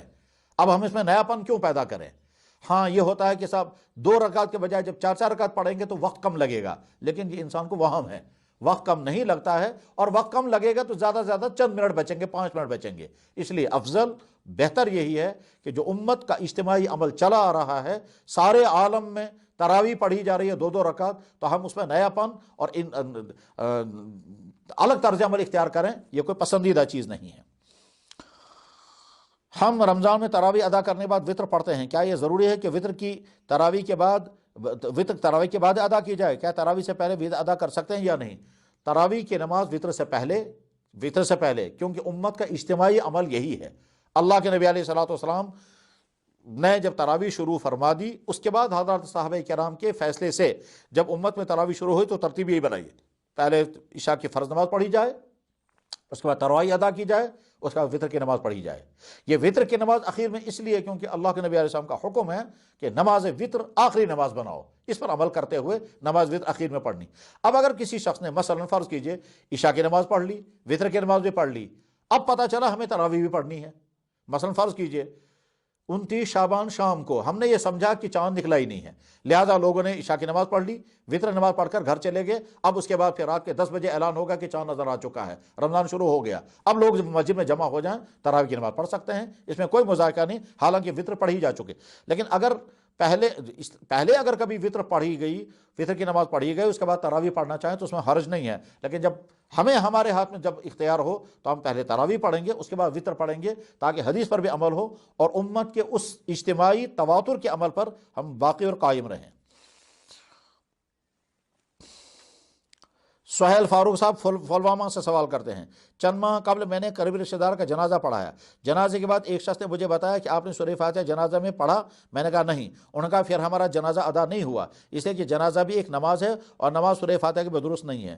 جواب یہ ہے کہ سورہ فاتحہ پڑھنا نماز جنازہ میں جائز ہے، لازم نہیں، اور لازم بالکل نہیں ہے، اس لیے نماز جنازہ سورہ فاتحہ کے بغیر بھی درست ہے، ایک بات۔ دوسری بات یہ ہے کہ نماز جنازہ جیسے نماز ہے ویسے دعا بھی ہے، اور نماز جنازہ میں اصل میں دعا کا پہلو ہے، اسی وجہ سے نماز جنازہ کے لیے اذان نہیں، نماز جنازہ میں رکوع نہیں، نماز جنازہ میں سجدہ نہیں، نماز جنازہ میں اعلان نہیں، نماز جنازہ میں تکبیر نہیں، نماز جنازہ میں دراصل یہ نماز بھی اور دعا بھی ہے۔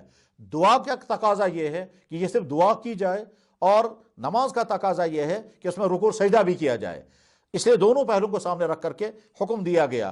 لہٰذا جب کسی آدمی نے جنازہ پڑھا اور اس میں سورہ فاتحہ نہیں پڑھا، اس کا جنازہ بالکل درست ہے، بالکل صحیح ہے۔ ہاں نماز سورہ فاتحہ اگر پڑھی جائے، ثنا کی نیت سے پڑھی جائے، کوئی مذائقہ نہیں ہے۔ کیا اعتکاف کا وقت عید کے دن فجر کی نماز کے بعد مکمل ہوتا ہے یا عید کے نماز کے بعد معتکف فجر نماز پڑھ کر نکلے؟ جواب میں ہے اعتکاف ختم ہو جاتا ہے 29 تاریخ کی شام کو اگر چاند کا اعلان ہو گیا، اور اگر چاند کا اعلان نہیں ہوتا تو 30 تاریخ کے غروب آفتاب پر اعتکاف خود بخود ختم ہو گیا۔ اب چاہے وہ رات بھر وہیں رہیں عبادت کے طور پر تو ٹھیک، اس وقت بھی نکل سکتے ہیں، اگلے دن فجر کے بعد بھی جا سکتے ہیں، اور اگر عید کے بعد نکلنا چاہیں تو اس کی بھی اجازت ہے۔ لیکن کچھ علاقوں میں یہ رسم بنائی جا رہی ہے کہ صاحب باقاعدہ معتکف مسجد میں قیام پذیر رہیں گے، اگلے دن صبح بھی وہیں رہیں گے، پھر عید کی نماز پڑھ کر اس کی باقاعدہ دستار بندی ہوتی ہے، پھر جلوس کے ساتھ اس کو گھر تک پہنچایا جاتا ہے۔ یہ طریقہ صحیح نہیں ہے اور یہی آگے چل کر کے بدعت بن سکتی ہے۔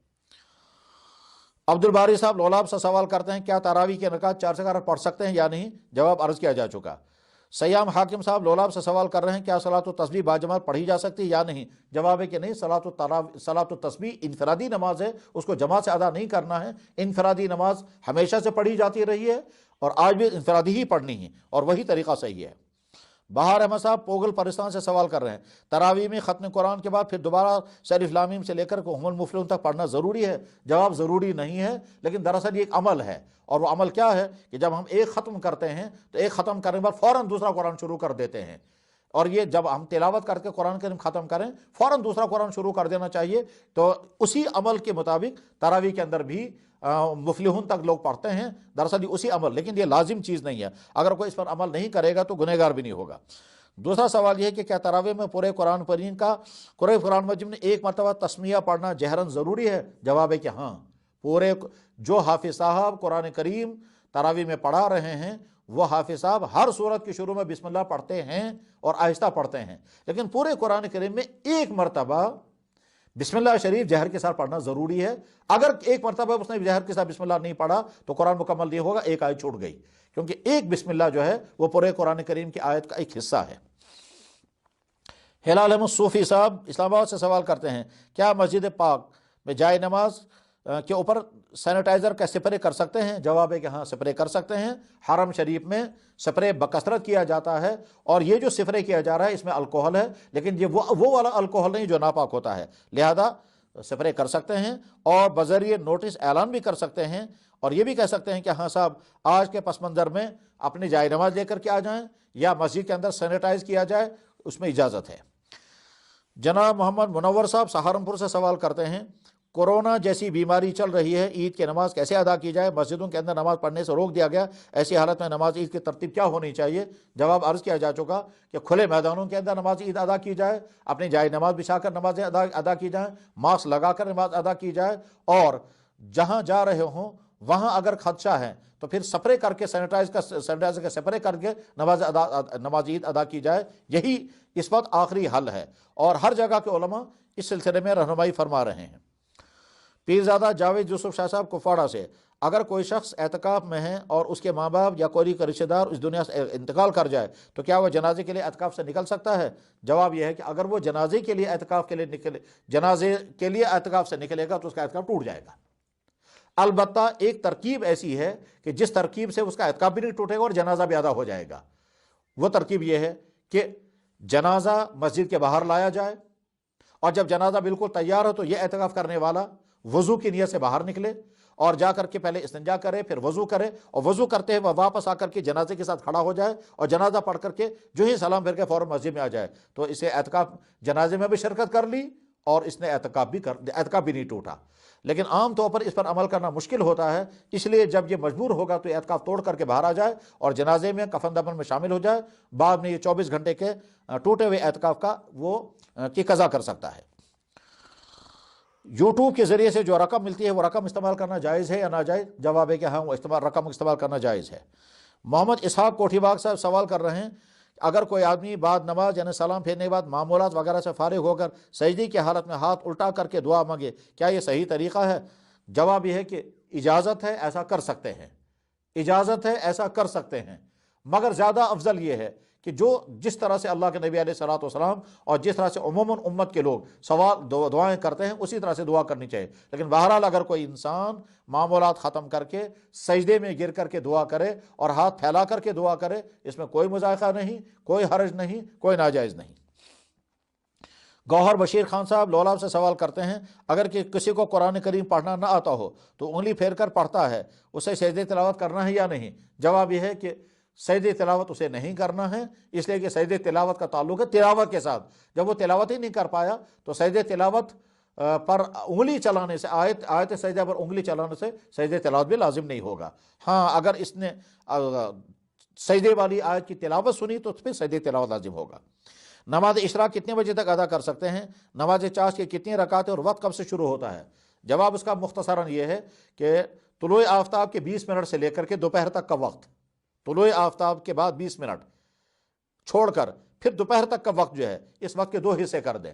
پہلے والا حصہ جو ہے وہ اشراق کا وقت ہے، دوسرا والا حصہ جو ہے وہ چاشت کا وقت ہے، یعنی آسان لفظوں میں اگر ہم یہ کہیں گے 9:30 10 بجے تک اشراق کا وقت رہتا ہے، اور 9:30 10 بجے بعد سے لے کر کے تقریباً 11:30 12 بجے تک چاش کا وقت رہتا ہے۔ اشراق کی نماز جو ہے وہ 2 رکعت یا 4 رکعت ہیں، چاش کی نماز 4 رکعت یا 12 رکعت، 4 رکعت یا 8 رکعت یا 12 رکعت۔ یہ کوئی بات نہیں،